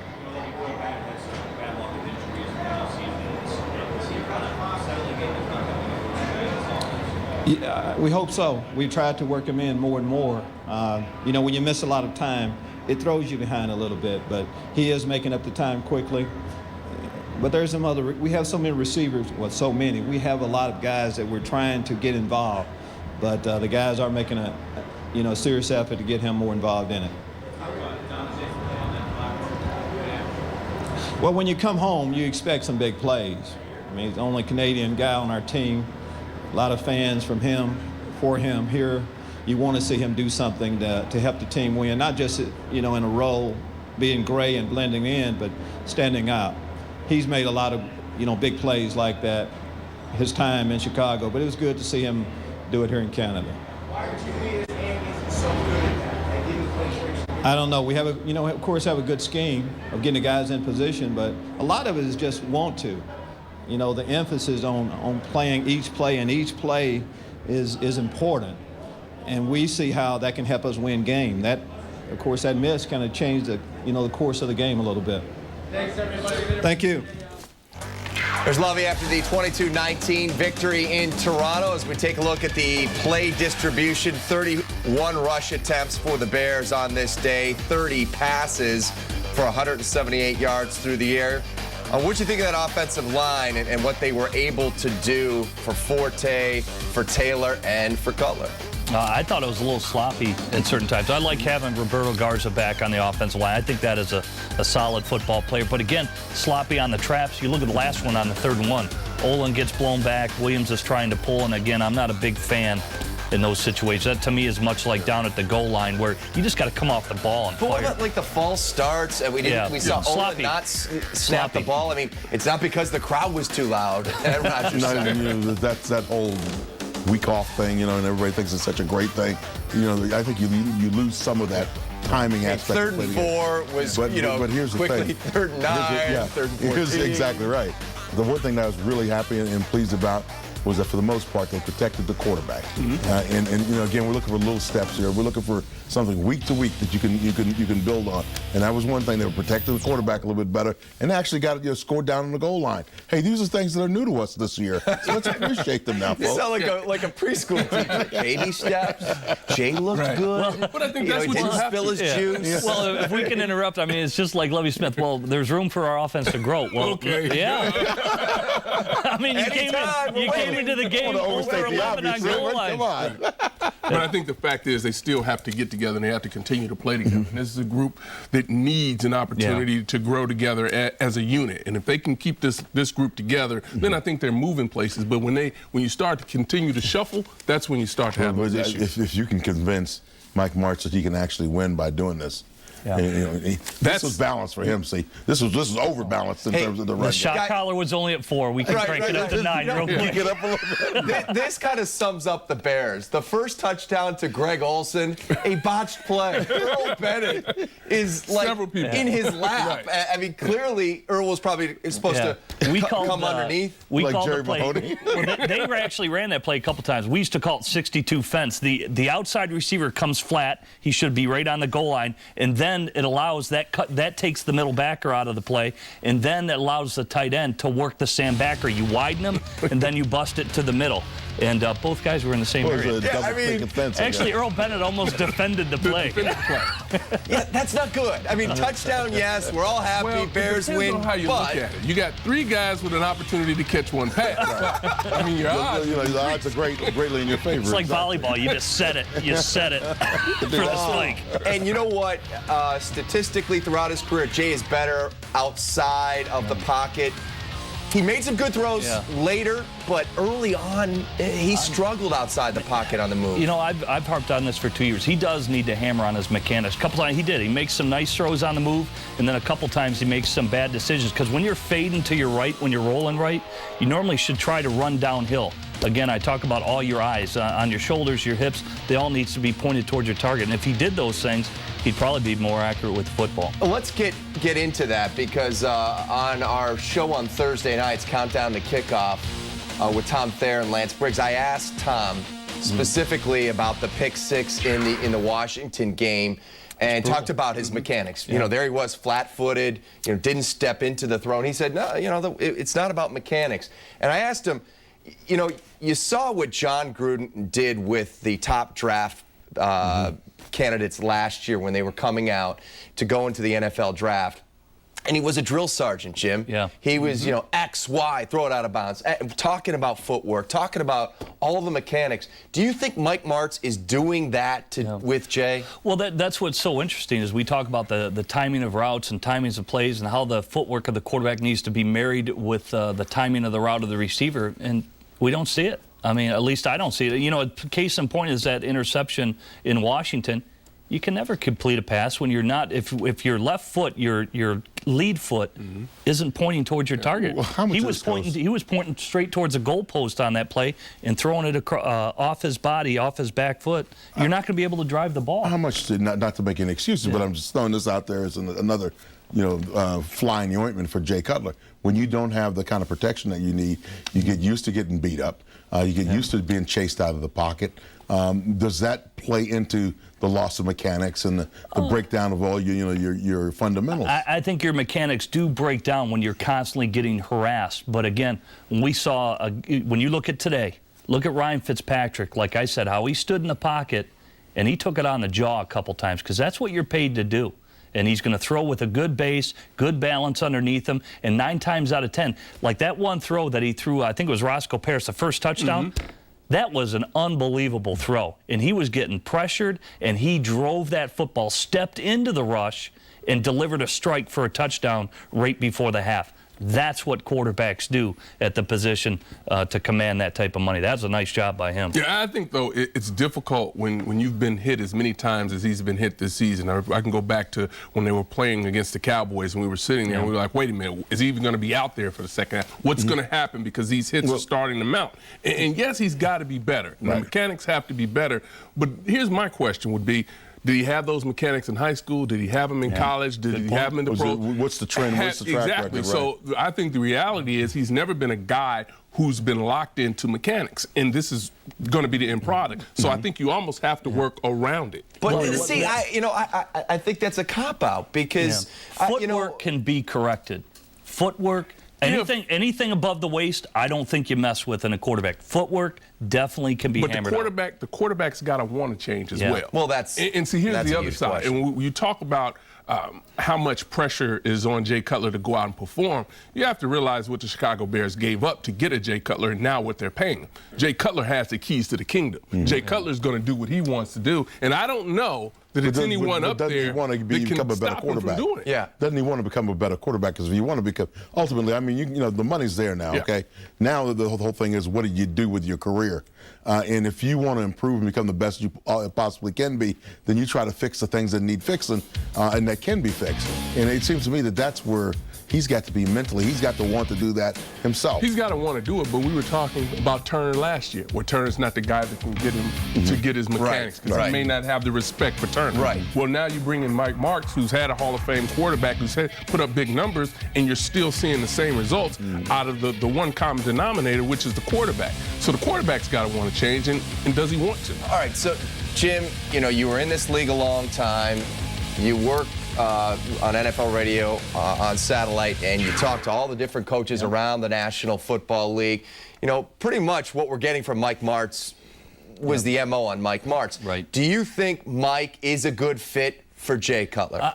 I think, historically he's been a very demanding coach about throwing the routes on time, but I think when it comes to mechanics and the footwork, I don't think he harps on Jay on those things. That's just my opinion, but I think Howard and Jiggs bring up a good point. Jay has to want to do those things. He has to want to be great at the end of the day. You can come into the league and say, hey, I'm going to be the next Terry Bradshaw, but it doesn't just happen. I mean, you got to live it, breathe it, sleep it every day. What would you suggest, just in terms of your experience and what you've gone through, what would you do if you were a quarterback coach with the Chicago Bears? Well, a lot of bag drills. You go through all your reads and your footwork, like if it's a double pump Colorado or certain routes that you got to throw. Everything is footwork and how you go through your reads and how they're going to marry up with the timing of routes by Mike Martz. But again, he's got to use his head and move on in his reads. Jay's got a three-piece suit on in Toronto. Let's listen in to the starting quarterback of your Chicago Bears.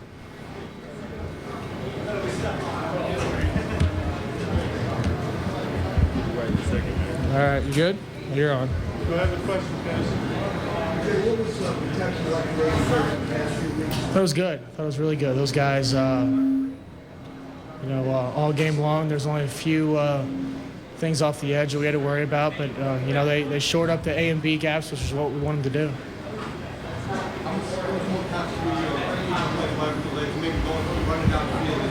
Yeah, we knew they were going to play they're going to play a lot of man. They're going to show a few tidbits of two-man. So when they did that, you kind of wanted to see your first receiver and take off, and they presented some opportunities. Did you roll out more than you used to do? You just need to wait for the pressure? Yeah, just kind of, there were a few called rollouts, but for the most part, after the second quarter, they were firing some guys inside, so we were just kind of taking off. I don't know.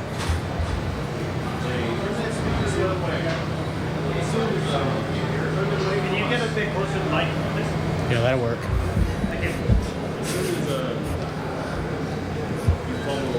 Yeah. Yeah.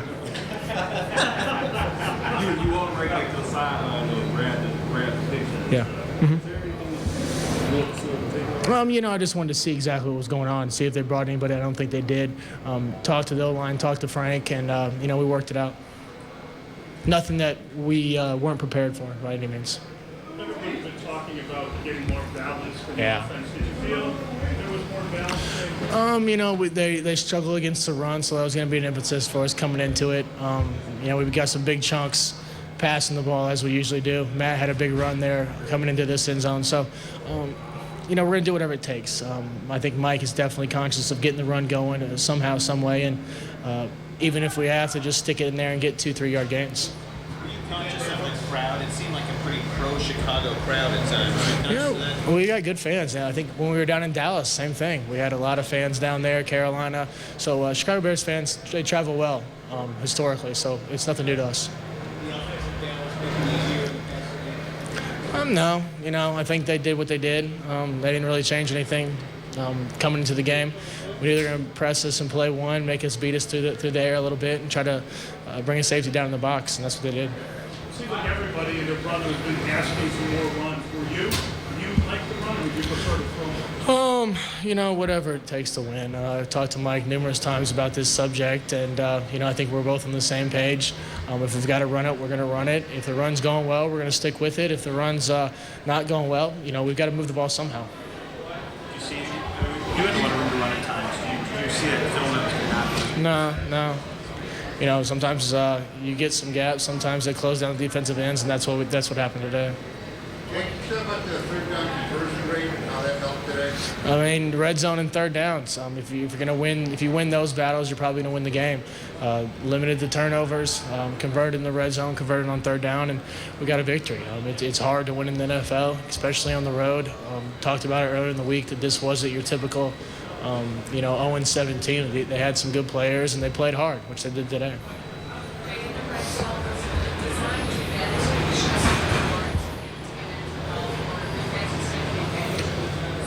We had the same plays package of plays we've had really all year. I think we simplified some of the run game a little bit, but the passing game, we had everything up that we usually have.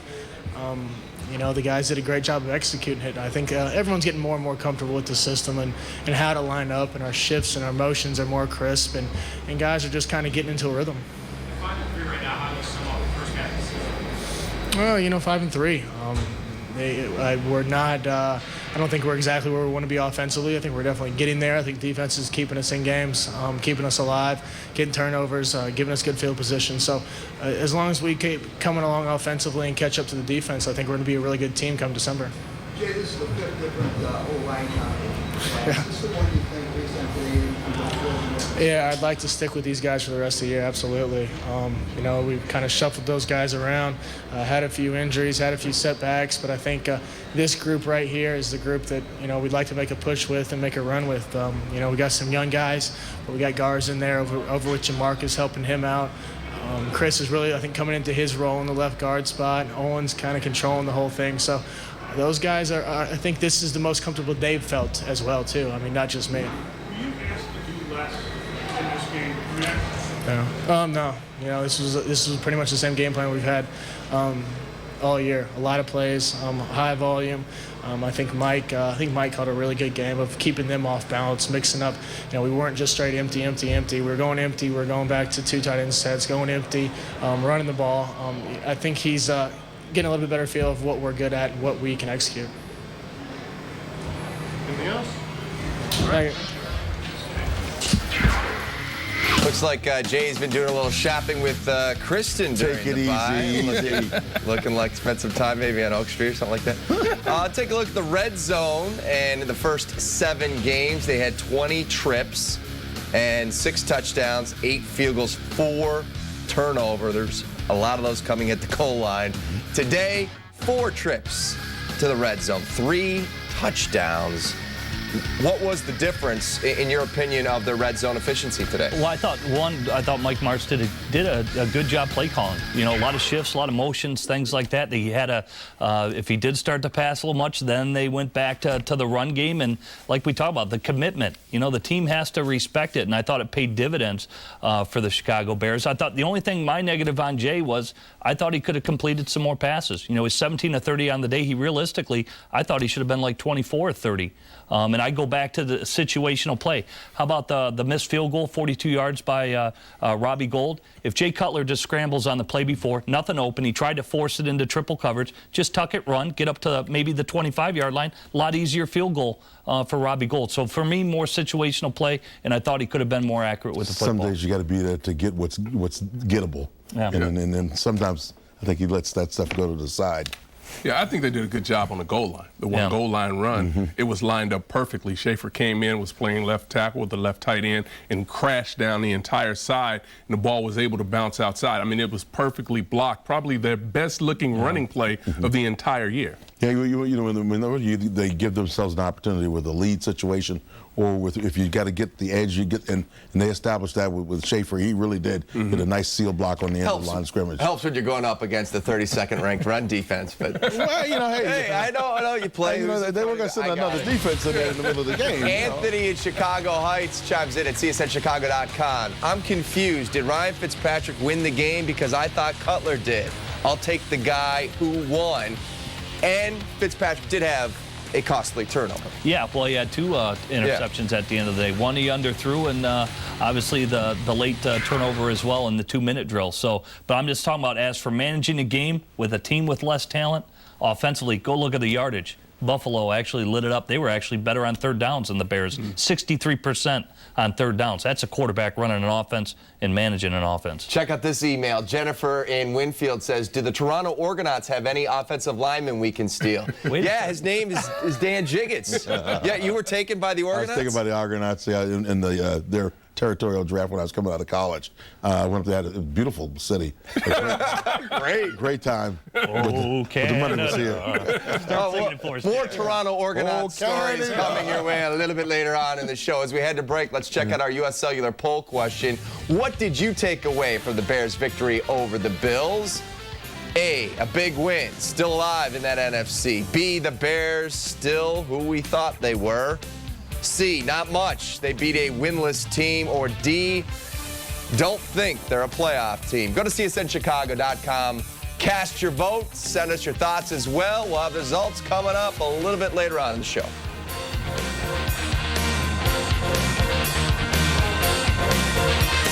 Welcome to Giordano's famous stuffed pizza. It's not just pizza, it's much more. Spaghetti, lasagna, chicken parmesan, fettuccine alfredo, Italian beef, antipasto salad, appetizers, desserts, and so much more. Let Giordano's cater your office, your special occasion with great care and fresh ingredients.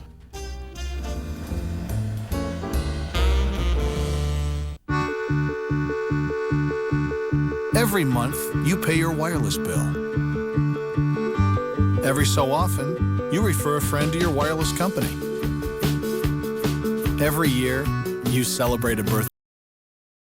Outstanding call, but better execution by his players. By the way, it's just a shovel pass in that, almost like you're shoveling dirt. It's like the other one, hook and ladder, or hook and lateral.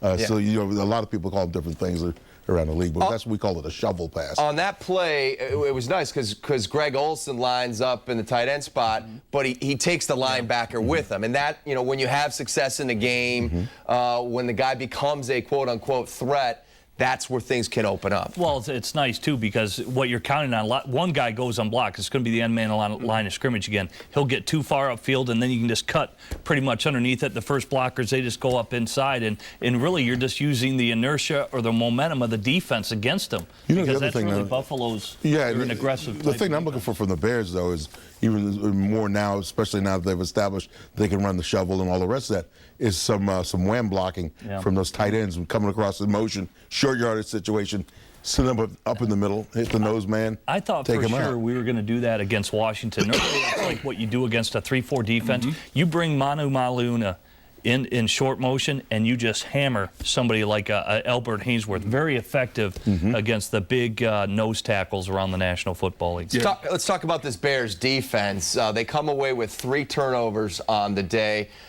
We saw Julius Peppers again be disruptive. We saw Israel Adonijah return to Canada. He was from Manitoba, and he played a great game. Great block on the extra point. And Tim Jennings, guys, that's a name we weren't talking about in Bourbonnais. Right. And, he's worked his way into the conversation. One of the prettiest interceptions I believe you're going to see the entire year. Yeah. He did a tremendous job of really reading the quarterback's eyes and just falling back into the zone. Well, I tell you what, Izzy, my feelings on him. I felt like this was the year if it was going to happen for him. This was it. And so far, he's taken advantage of it. He's just run with this thing now. Well, I mean, every team has guys like Israel Adonijah. I mean, the guy's played defensive tackle, plays defensive end, he played 3 technique, 1 technique. He'll block field goals. He'll block extra points. He'll run down on special teams. I mean, this guy does it all. It's nice to see a guy who works hard, keeps his mouth shut, good things happen. And this guy is just he's the poster boy for that type of work ethic. Tim Jennings led the way with 9 tackles on the day, had that great interception, and he's standing by live at Rogers Center in Toronto with our Kip Lewis. Hey, Kip. Hey, Pat, thanks. And, do you know how many tackles you had, by the way? I just take a guess. At least, 3, 4? 9. 9? Well, we was out there flying around, man. I didn't keep count, but I'll take it. You know what? Let's start with the big play, the interception. I got to give you a little credit. You got a double move there. You come back, get the ball. Take us through the interception. Oh, well, man, we kind of knew it was a pass, so I kind of backed off. We was a man-to-man call. We knew we needed to make a play. I kind of bit on the double move, but I just wanted to stay outside and force it to my safety. You know, he threw the ball on the rope, and I was able to kind of regain my ability and just make a play on the ball. You know, a lot of us, I think, who haven't seen Buffalo play, you know, you look at their record and you say, hey, you know what, this probably isn't a very good team. Obviously, offensively, they're a pretty good football team. Most definitely. I mean, it was like Coach harped on it all week. This was a great on-set football team. We knew it was going to be a dogfight. And like we saw today, you know, it was just 60 minutes, and, you know, we was able to grind it out and make a few more plays than they were. How comfortable are you now with this system and with this team? You know, it seems like each game you're getting a chance to make some more plays in this defense. Well, I'm very comfortable in this defense. That's why I felt like Chicago was a great place for me, and it fits to my strength. And as a defense, you know, I like what they had on defense, how the guys run to the football and make plays, and we pride on turnovers. So, you know, I felt like it was a great situation for me. How big was it for you guys to come back after the bye week and then the 2 losses before that to come up here and get a win? Well, I mean, it was great, you know, just start off the month of November with a win. We know that, you know, going for the playoff run and chance to play in the Super Bowl, it starts in November. So we wanted to kind of harp on getting this win so we can get this train moving. You looking forward to next week, going back home? You get a big division game in your home stadium? Oh, I was looking forward to next week, coming off a win, even a loss. You know, we want to try to keep this thing going, but we know it's a big division game coming up, and we're going to just, you know, keep doing what we're doing and try to get a W against Minnesota next week. All right, Tim, I appreciate your time. And I got to say, a lot of the guys that have come out here, everyone's looking awfully dapper. I don't know if you guys had a meeting and we're talking about, you know, let's throw on the suits and everything. We do, man. It's a business trip, man. So, you know, we kind of try to come out here and at least compete with you. We see your threads coming out here. All right, thanks, Tim. Appreciate your time. No problem. All right, guys, Tim James. Let's go back to you guys in the studio. All right, that's Kip's GQ. Kip's turning into Mr. Blackwell. There he is. Three-piece suit apparently is the in vogue thing. That's the way these guys are rolling. Let's get in more about this Bears defense. Someone chimed in. Did the cover 2 almost lose us another game? You know, they're in cover 2, what would you say, 40% of the time? Levy says less than that. Less than that. I don't know if I buy that. The blitzing that they do, you know. Washington game and this game, heavy blitz. A lot of it is man-to-man, right, in my opinion. I mean, they've become a cover 1 team. What do you think of the way the blitzing has been called? Do you like the blitz schemes, and do you like the way they've been handling it? Well, starting up front with the defensive line, I really like what they're doing, particularly with the twists with the ends and the tackles. That's outstanding. Then you move to the linebacker level, and all of a sudden you can bring the linebackers off the edge or shooting the A-gap, and then you bring a safety every now and then. I think they're doing a tremendous job of really finding different ways to create pressure, and that's what they have to do, keeping the offense off guard. Now, you keep in mind one thing, because we're talking about how effective things are. When you look at the run game of Buffalo, people probably know those guys are averaging over 4.5 yards per carry. Those running backs, they didn't get near that today. Hey, Chester Taylor had his first touchdown of the campaign.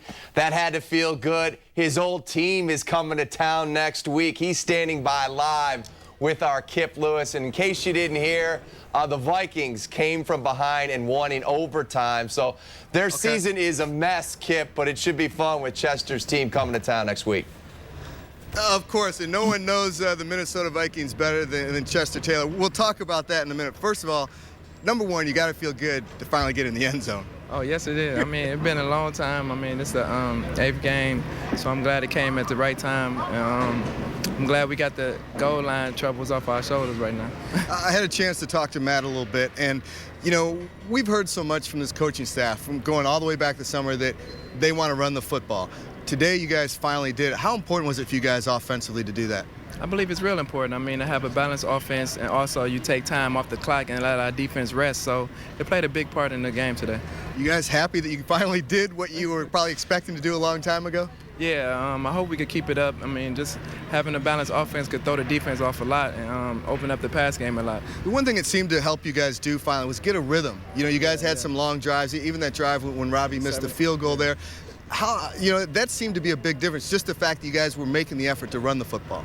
Exactly. As long as we're making an effort and trying to, because the running game, you got to stick to it and just pound and wear the defense out. And I believe we did that today. All right, finally, I was just told in my ear that Minnesota came back and won. You get to face your old team for the first time. You looking forward to getting a chance to do that?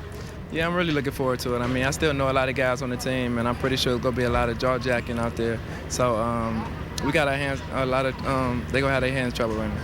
Any insight that they've had a little bit of a mess going on there? Any insight to what's going on with the players, the whole Brad Childress, Randy Moss, Brett Favre thing? No, I hope they still had the trouble next week too. So, but no, I'm not paying attention to that. I mean, we're going against a great defense, and we got our hands full next week. All right, Chester, appreciate your time for stopping by. All right, hey guys, hold on a second. We're going to bring in Israel Adonijah. He's right here.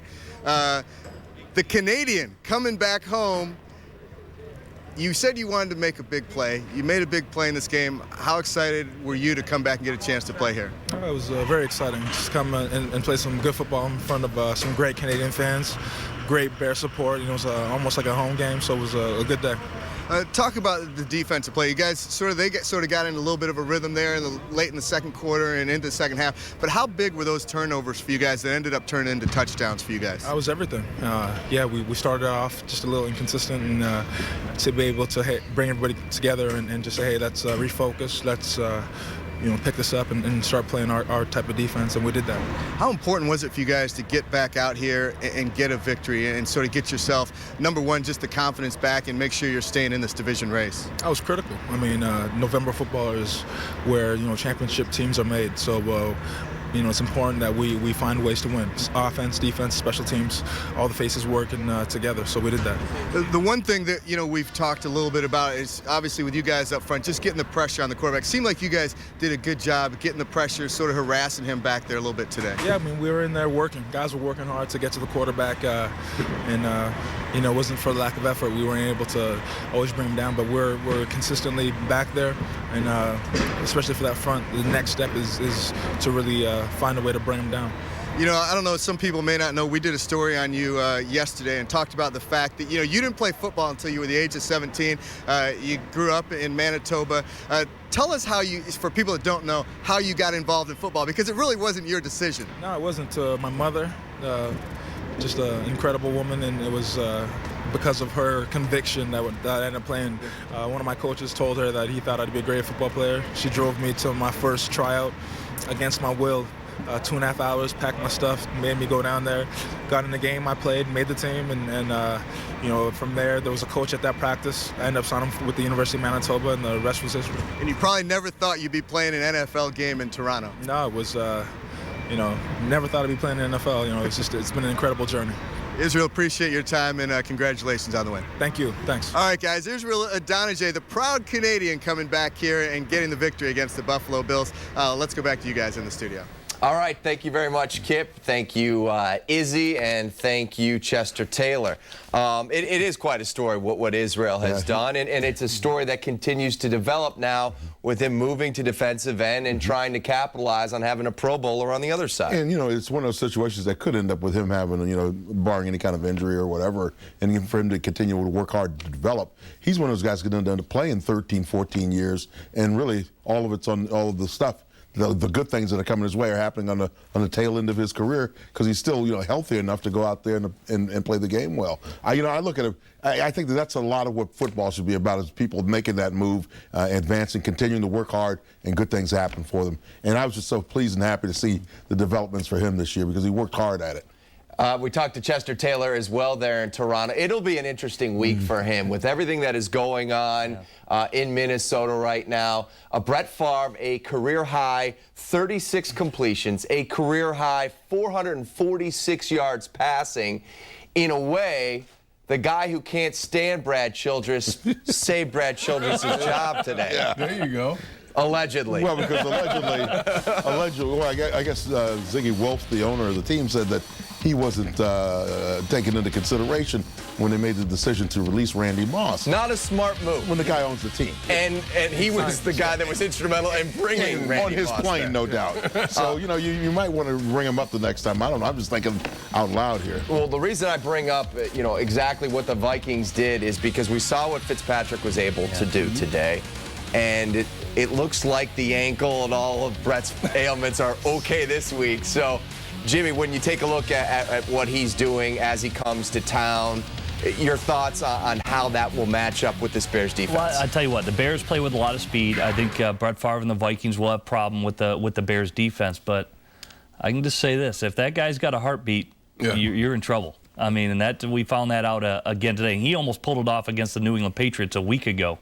when you look at Brett Favre. So he's done it many times. You don't know how many times when we lined up against Green Bay up in Lambeau, and that guy would rip your heart out the fourth quarter of the game because we got this game won. Next thing you know, he's making 2 plays, game's over. Well, I mean, today was case in point against Arizona. They dominated. They got a lot of interesting touchdowns throughout the day, but in the fourth quarter, Howard, the guy that has done it time and again, he'll end up in Canton, Ohio because of it, pulled it out again, and it'll be interesting. Doesn't play that well in cold weather lately on the lakefront. So let's see if we can do something about that. We'll talk to Amy Freeze or somebody. Yeah, and knowing our luck, it'll be 70 degrees next weekend. The weather's been going. He's just a gamer at the end of the day. I mean, he has an opportunity to go out and play, and you can argue about whether he should be playing or not playing, or should he retire or not retire. The fact of the matter is, when he straps it up, he gives it his all, and that's all you really want out of any of the guys that you like that are playing for your team. Just go out and lay it on the line, and he does that each and every week that he can. He must make your quarterbacks proud, huh?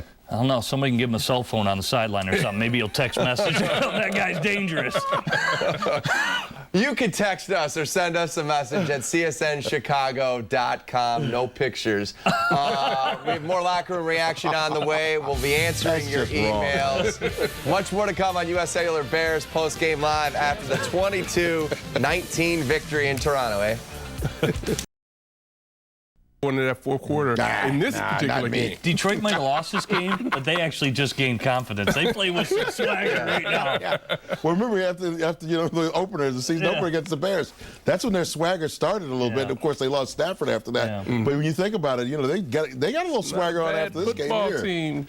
Earl Bennett had the 2-yard touchdown catch in the fourth quarter, the go-ahead score for the Bears. He also had an interview with our Kip Lewis.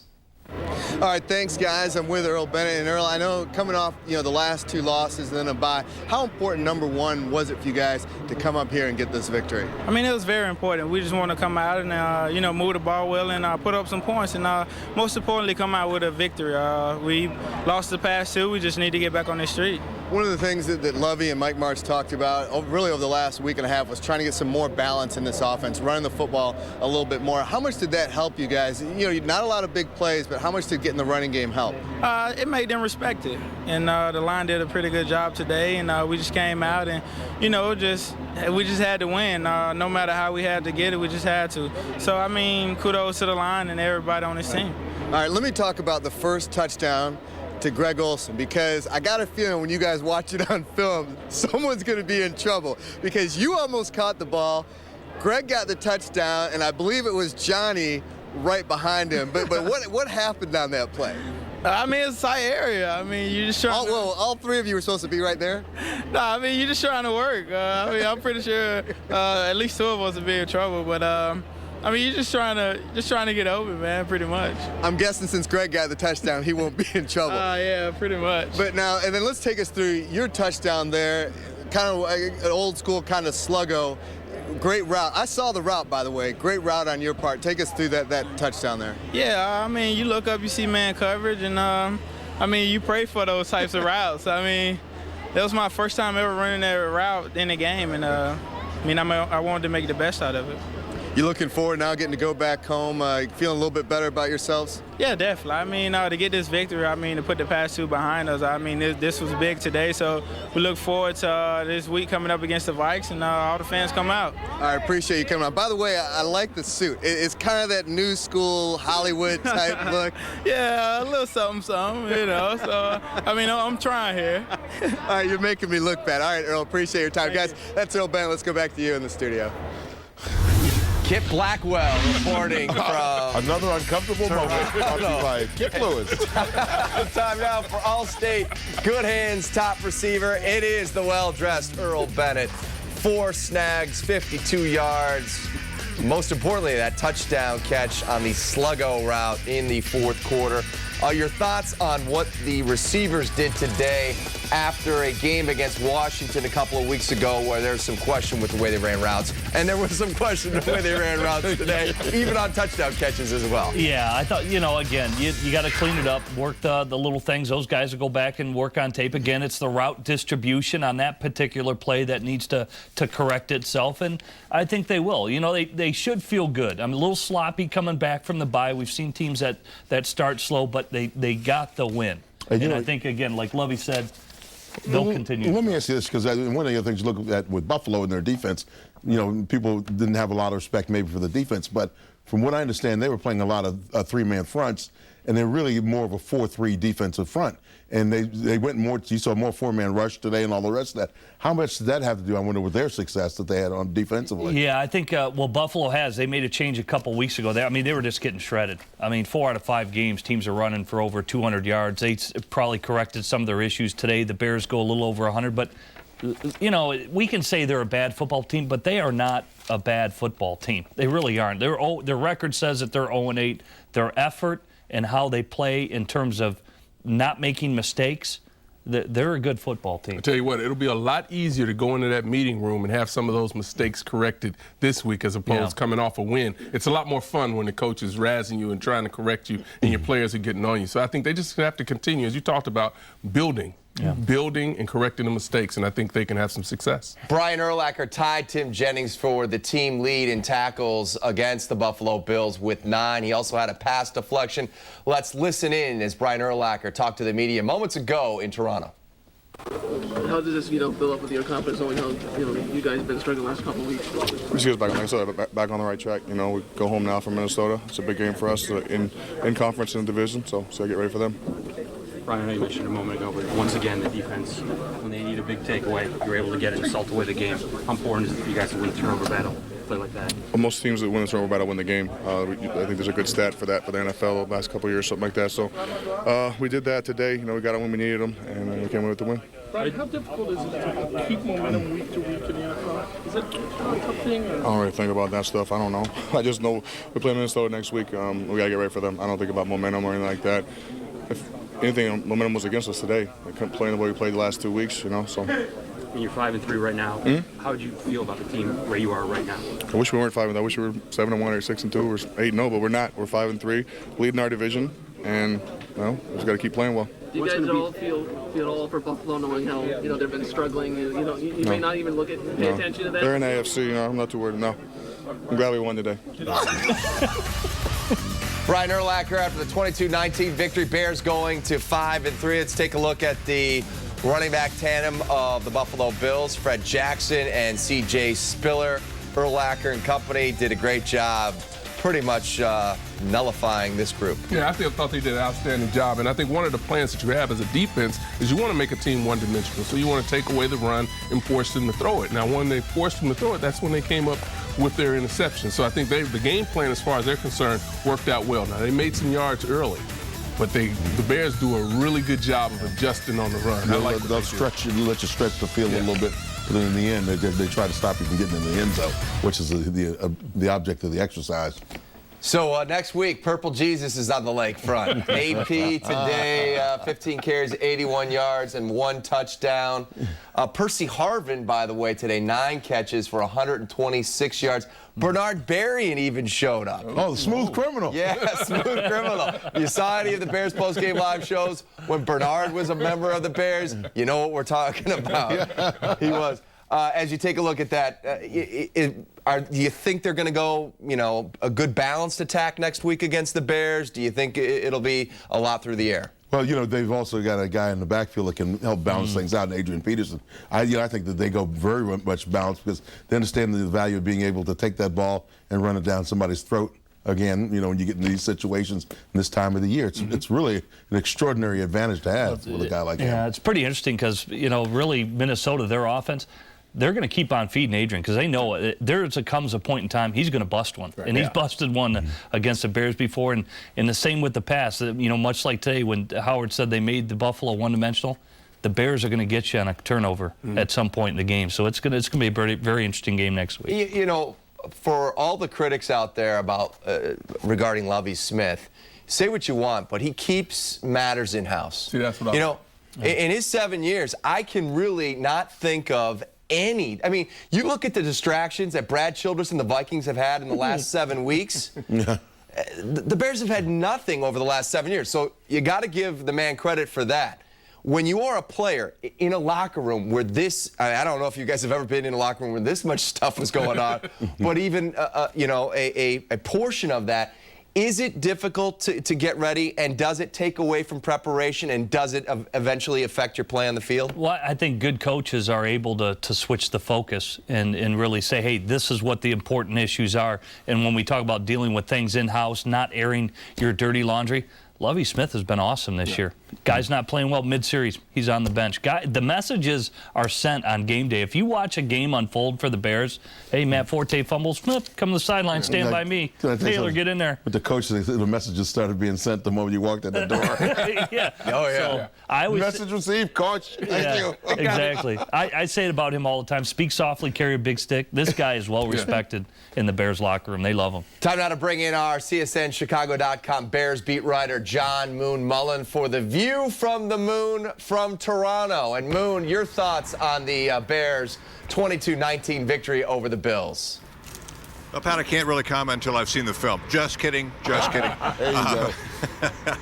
No, I think, don't you sort of even have a general feeling through the media and the public? I really was not a rooting interest, but I think it was a good win for the Bears, a good game to win.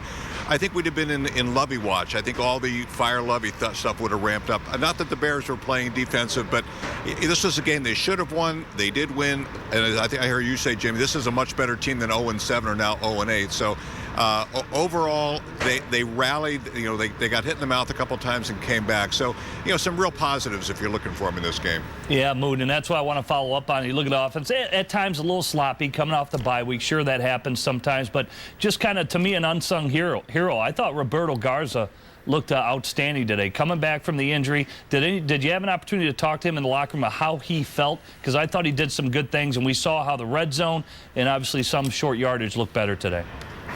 Yeah, you know, Jimmy, it's interesting. You know, it's hard to get too excited for the public about a right guard, but it was a huge situation. In fact, Roberto told me, I said, well, how was it really? Because he was actually just sort of doing we're taking it one game at a time and so forth. I said, come on, how did it feel? He goes, kind of looks around, he said, it was like being back home, back at right guard. But the interesting little aside was that Garza said it, and Jamarcus Webb also echoed this.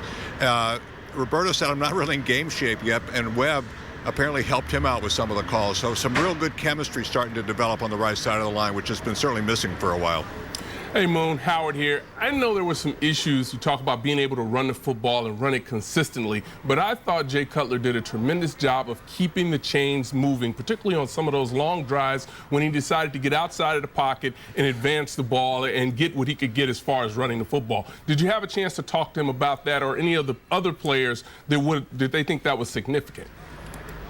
You know, it's interesting, Howard. I think one of the most telling comments that Olin Kreutz told me, he said it felt like at times the Bills were daring Jay to throw the ball. And, you know, that's sort of an interesting thing. Usually we're used to seeing him blitzed and so forth. They were gearing to stop the run and basically saying Jay Cutler beat us. And as you said, he stayed under control. And I don't know about you, but I found myself kind of leaning forward when they got down into the red zone or inside the 5, and I'm like, oh my God, what are they going to do now? And I think that's what the Bills were counting on, and Jay Cutler did not help them out. You know, the one turnover was a sack, or was really kind of a flyby sack and a forced fumble. But, you know, by and large, I think you're right. I think he kept the chains moving. He kept the offense going for the most part. You know, obviously things can be better, but they had good plays when they needed them. And in fact, that little shovel pass was something I don't know if I've seen run as effectively since Brett Favre did in his prime. Yeah, it looked awfully good. Hey, Moon, you know, a couple of things, a two-parter for you before you depart, my friend. Number one, Mike Martz. Jimmy thinks he had a shot collar on today because he called so many run plays. Did he say anything post-game-wise in regard to all of that? And number two, what's the latest on Julius Peppers? Well, Peppers says he's fine. He got shaken up. Whatever it wasn't evident. There wasn't an ice bag and so forth. And as far as Mike Martz, the Bears put a gag order on him. He's not allowed to talk. We're not allowed to catch him after the locker room. So you have to wait for Wednesday to talk to Mike Martz. Yes, that's a true story. I'm not making this up. Hey, before we let you get away, overall, the Canadian experience, the Bills, the Bears, how did Toronto like it? Oh, boy. I got to think about what was the It was mostly Bear fans up here. And as I'm walking around last night, there was much more talk about the Hamilton Tiger Cats and the Ottawa Rough Riders and so forth. It's not. I'm not sure. The NFL seed is falling on barren ground right now up here. In fact, I checked, and there was one NFL story in the Toronto Star today. It was on page 6, and it was about Randy Moss fitting in Tennessee. So much for the Bills experience up here. Oops. All right, Moon, great stuff as always. We will look forward to seeing your work at csnchicago.com. You might have a few storylines going up against the Vikings this week and all the drama going on in the Minnesota area. Reminder to get interactive with us. Here is our U.S. Cellular Bears poll question. Who is the Bears McDonald's Angus Burger player of the game? Is it Earl Bennett? Is it Jay Cutler? Is it Israel Adonijah or Tim Jennings? We'll have the results later tonight on Sportsnet Sunday Slant. Bears go to 5-3. Here's a look at the game stats in this one. Bears win that turnover battle 3-1. You always hear Lovey say if they get that 2 turnover differential, they're usually going to come out winners. Kip Lewis spoke with number 55, Lance Briggs, moments ago. First of all, how important was it for you guys to come in here and get this win after the bye week and the 2 losses leading into the bye? Well, it's very important. I really believe that we lost 2 games that we should have won in our past 2. And leading into this game, we knew it was going to be a tough game against the Buffalo Bills, watching them on tape. I've been playing a lot of teams very close, so we knew it was going to be somewhat of a dogfight. You guys mentioned, I think as fans and people in the media, when you see a team that hasn't won a game, everyone's all right, there must be something wrong with them. But when you saw that team out there today, they obviously do a pretty good job moving the football up and down the field. I like the quarterback. He made good selections where he was going to put the ball. He took advantage of what our defenses, were showing, and that's what you have to do. I think for him, it's what you have to do. And for us, we have to be opportunistic. If he gets the ball to him, get him down or get the ball out.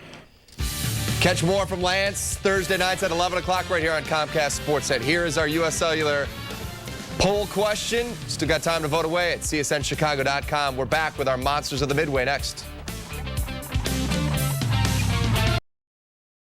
Destination. Discover Wisconsin this Saturday morning at 10 o'clock here on Comcast Sportsnet.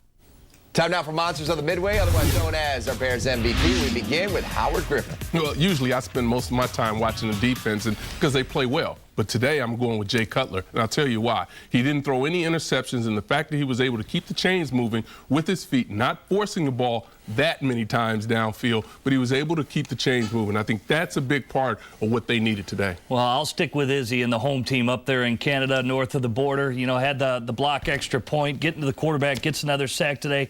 I always give shout-outs, Jigs. You know that. Got to give a shout-out to Roberto Garza. Nice job coming back in the right guard spot. Well, you know me, since the Bears won, I got a couple of guys. First of all, I credit you with recognizing what Cutler did accomplish today. Even though we're on him about this and on him about that, still he accomplished the one thing, win the game, and that's the most important thing. On the defensive side, we've got Israel Adonijah, outstanding job today. And Tim Jennings, the guy who I picked as my guy in the spotlight this week for the defense. He comes up and has a huge game. My friends. I've got just one, according to our rule. Tim Jennings comes up with the big interception that led to Earl Bennett's go-ahead touchdown. Coming up next, it is the results to our poll. Lexus dealer. Results to our poll question. What'd you take away from the Bears win over the Bills? 48% said big win, still alive in the NFC. 35% said not much. They beat a winless team quickly. Will Brad Childress be the head coach of the Vikings when they come to town next week? Yes. Yes. Yes. We will see you next week after that Vikings game. So long, everybody.